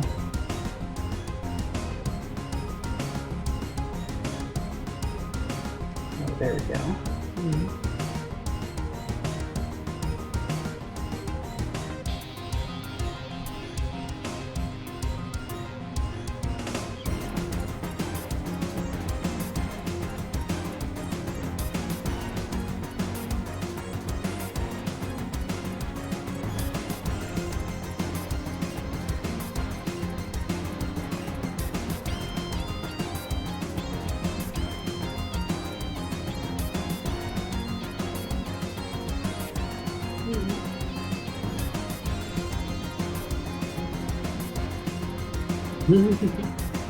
Yeah, this one's still good too. I could see why they went with the final one, but this was also pretty cool. I guess the way it sounded like a late game kind of stage when it was a mid-game stage, so maybe they wanted something. It didn't sound so. It didn't have so much finality to the way it sounded. That's my speculation, at least. That's all I can do is speculate.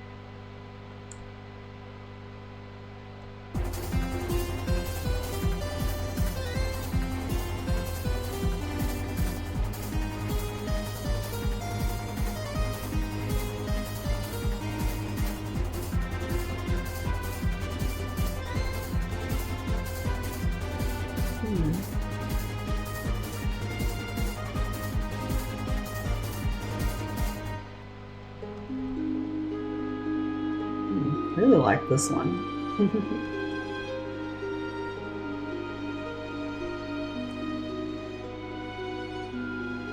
Oh, Oh, that's a shame. I think that would have been great for an emotional cutscene. Or two.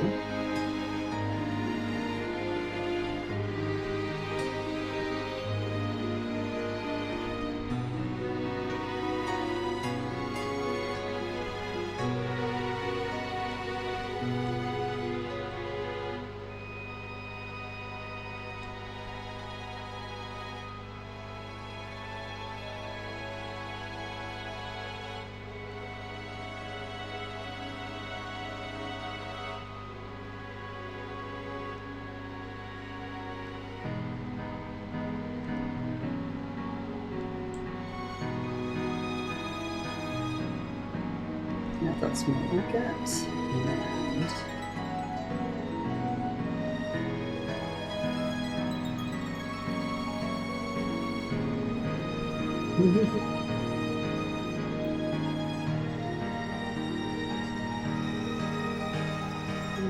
oh. Kind of a shame the speed up just got lost entirely, and the invincibility crystal was just like relegated to a charm. That's really inconvenient to have equipped. It's just,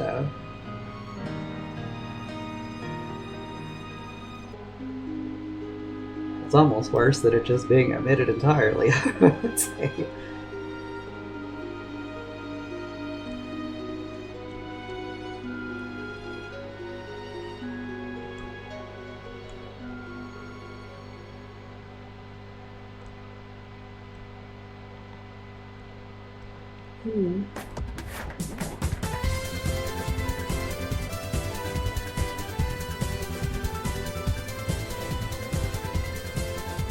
Remember hearing this one during the Kickstarter.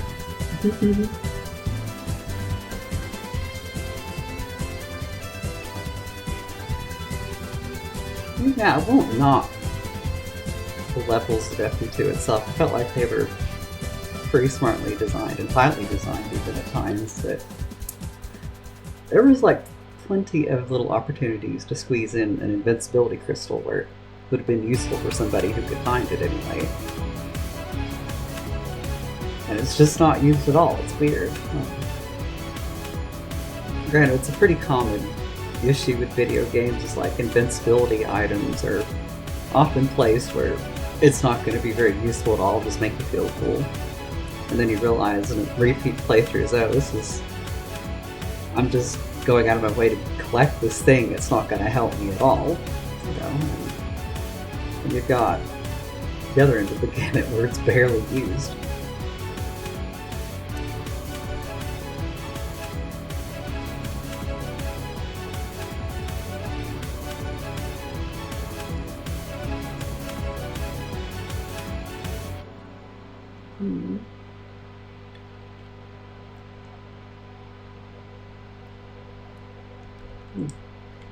Yeah, Title Gate was pretty neat. It felt like it could have been like an early game stage, honestly, with the way it played, and there's like a lot of green stages in FP2 as well. So I guess I just kind of spread it out for variety's sake, but yeah, we're getting close to that time. Now, how about some of the final music? I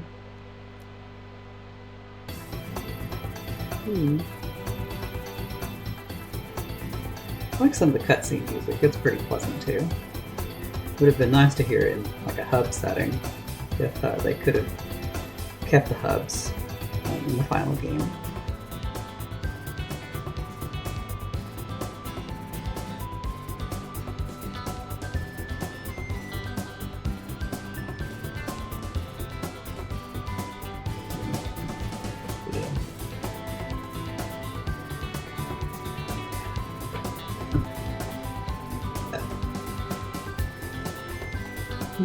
I love this one too. I used to daydream about how that would have sounded in a hub setting. I don't anymore now that for actually making hubs and changing architect. But boy, it's a lot of work. But hopefully it's worth it in the end. Hopefully.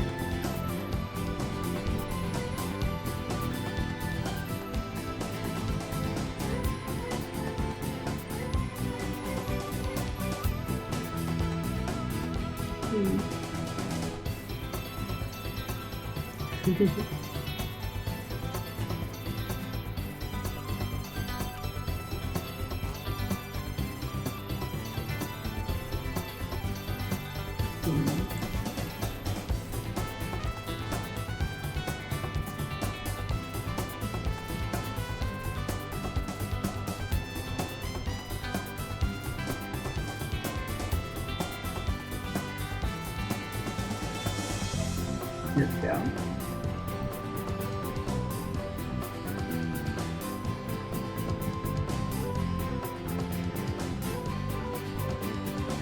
Yeah, there probably wouldn't have been much in the way of items to buy, but like it probably would have helped with story pacing a lot, at least as far as I can speculate, because a lot of cutscenes would have been optional otherwise, like just stuff you could just run into for flavor text, you know.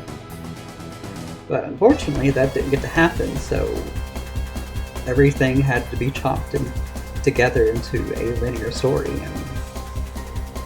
and that's how we ended up getting the, all the journalists complaining about the sleepover scene.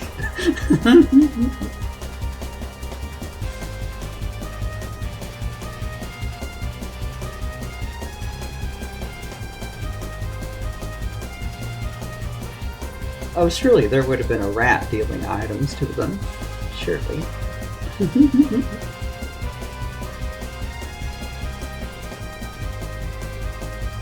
What do you buy him? He would say.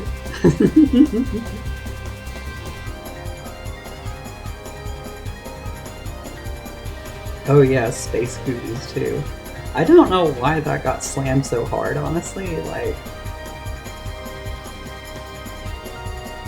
I mean, you can understand like some of the complaints, but that one's just like, okay, why does that in particular make y'all cringe? It's just a silly little gag.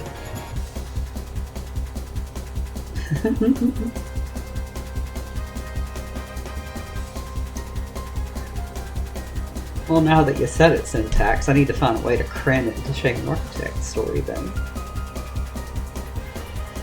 Somewhere in an optional cutscene.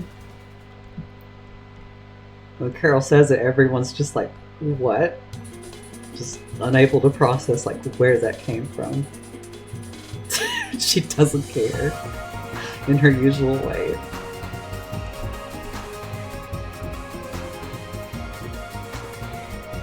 Like, that girl has no filter.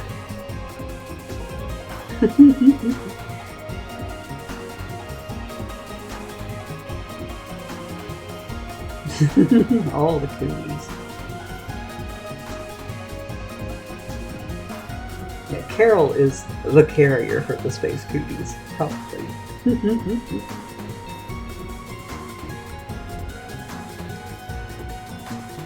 I don't really know, like, it was just kind of a joke related to the alien invasion. I don't really know what it's about either, but we could make it funny. It was cut because, like, journalists were very, very cruel to Freedom Planet 1's story. And they leveled complaints against, the sleepover lasting way too long. Most of the cutscenes dragging on for way too long. At least, I'm just quoting these people. I didn't feel like the pacing was that bad. And Space Cooties was also complained about, so of course that got chopped out, unfortunately. That's one thing I don't understand in terms of the public criticism. It's like, and even some of the Metacritic reviews for FP2 are a little mean to its story as well. One of the reviewers outright said they were skipping cutscenes without even caring anymore because there's too many of them. Like, dang, like Freedom Planet just can't win with storytelling, I swear to God. Just, we can't win, people. Like, they tried so hard to make Freedom Planet 2 story better, so people would like take it seriously and pay attention to it, and then they didn't. I'm sure there's still a lot of people out there who appreciated it. It's higher production budget and all of that. It's mixed again. There's like kind of got a split crowd of people who thought it was better, just thought it was more things in the way of them pushing buttons. Can't really help that the platformer space has a lot of people who only care about coming to the game for the game part. But I have to admit, even when I first played Freedom Planet 1, I just went for classic mode to play the levels. I wanted a new video game like that so badly, I just wanted to play the levels, and then I went for the story.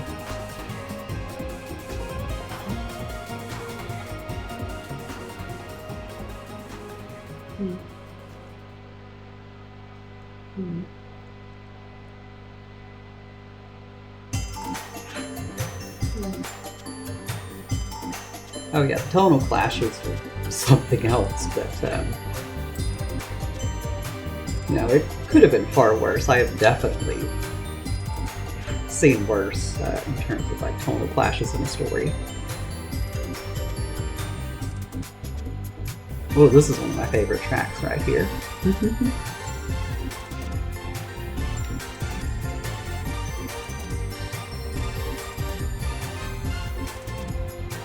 Yeah, that's one thing I would lament as well. Public opinion can be a little cruel sometimes. And I'm pretty sure there's some outlets who are not getting review keys from Xseed anymore. As well. Because people were mean to FP2 story as well. Not quite as universally, of course. I think that is still an improvement, but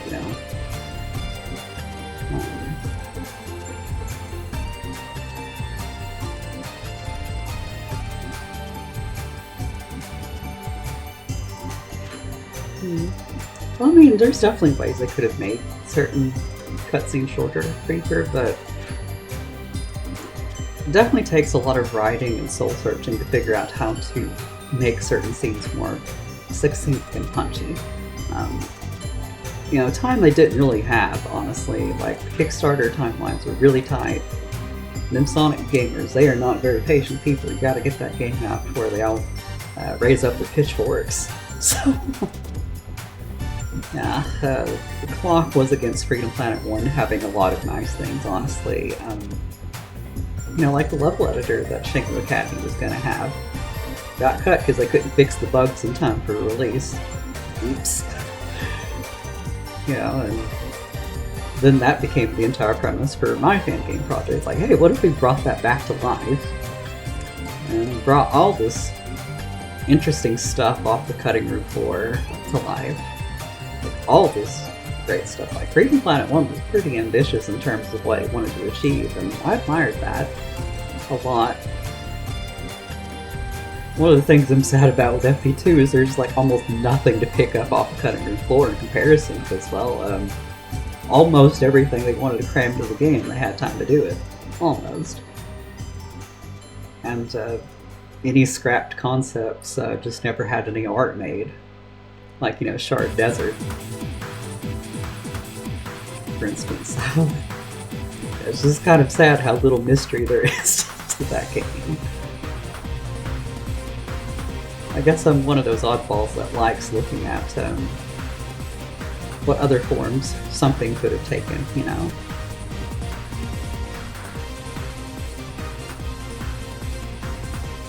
And of course it keeps you talking about the game as well, because like, oh look, it could have been this whole other thing. Isn't that fascinating? You could just spending yarns about that stuff.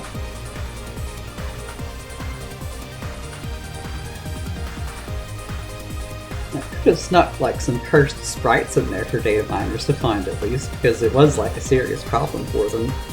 One of the reasons they didn't update the sample version for so long was because they knew like people would be sniffing every packet of that new demo for like story content to leak out. Yeah, and that was a very tiring thing to mitigate against. They just didn't update it for a long time. Just totally fair. Like, yeah, how you just making a demo branch that specifically has all the stuff stripped out of it is a lot of trouble.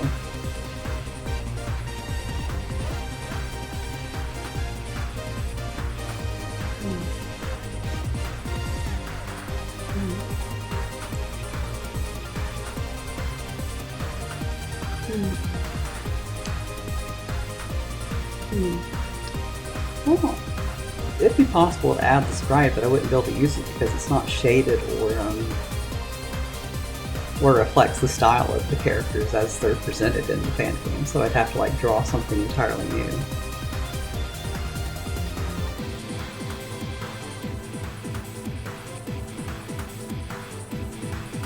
Ooh, here we go.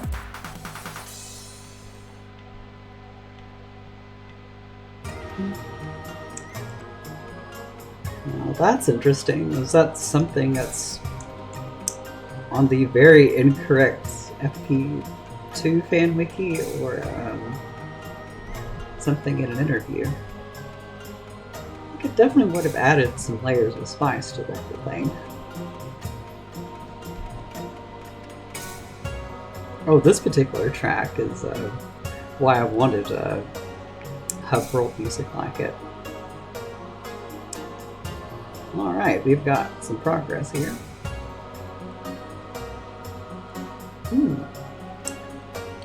Yeah, just one more frame. This will look really silky smooth, probably.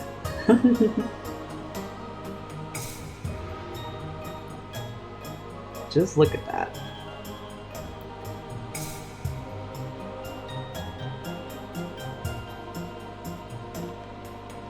Oh yeah, like the unfortunately, like I hate trashing a wiki on stream of all things, but like if you really want, accurate canon information, there really needs to be like a centralized effort to make a new wiki just based on the content of the games rather than the fandom wiki.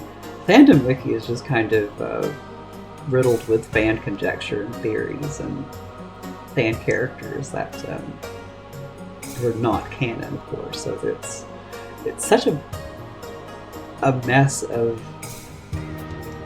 fanon and canon that you can't really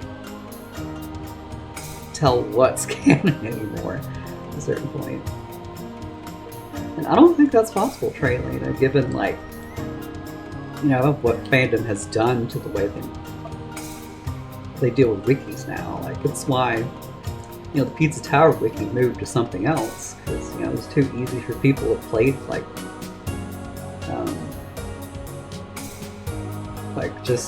what's the word? Yeah, vandalize the wiki without the moderators being able to control it. And fandom has like AI and too many ads. It's just a huge mess. And that's hilarious. I didn't know one of the editors does even have FP2. At least I can say that. I've got it stuffed in an itch.io folder somewhere. Yeah, I got it on the itch app. At least I could say I got it.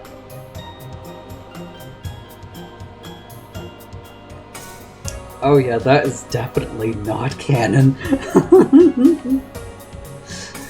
Cordelia being the Bachelor's daughter would just be so... Wow. Like, I have no words for this. This is... Like... Yeah, we really need, like, a good centralized wiki, like, moderated by, the community to, like, just...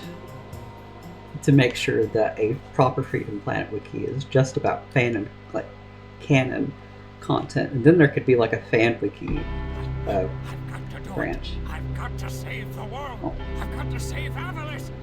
You're absolutely right, fellow protector. Let's see. I always flip away from that one because, yeah, it's... Who needs random bicycle noises during the stream?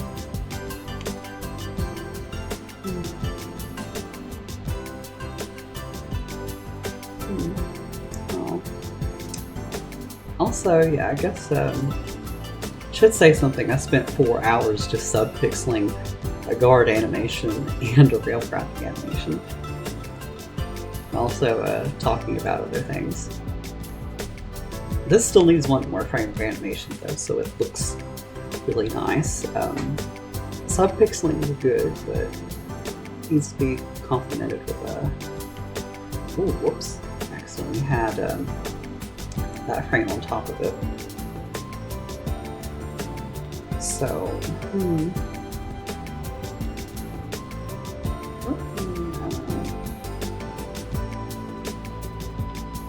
I think,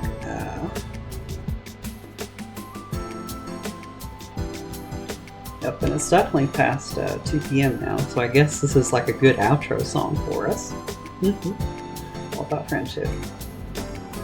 So yeah, I appreciate y'all coming to the stream today to watch me work more on the Spade mod. And you know, I'm hoping you know, I do actually get some stuff done between streams so that it's not just, I mean, 4 hours a week on Spade is still better than 0, but I would like to get some stuff done off stream so there's like more to share. And yeah, I do appreciate this being a nice chatty stream.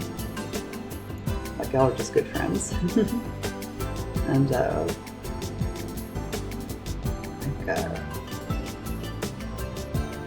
what was I thinking of saying? Like, I'm not good at outros, but yes, if anyone lurking in the background is new to the stream, I have you know, all of my links on my Twitch profile, so you can follow me elsewhere if you like. I work on this mod as well as you know, a complete Freedom Planet fan game as well, if you want to follow that. And so we'll do this again next Saturday, now that I've changed the schedule to Saturday for the Spade stream, and the developer stream for the fan game will be on Tuesday at 3 p.m. So for now, I'm glad all of you came, and I really should go to bed. I think I've somehow been operating on 2 hours of sleep since 9 p.m. last night. Oh no. So thank you for coming, and I hope y'all have a good night as well on your end. Bye-bye.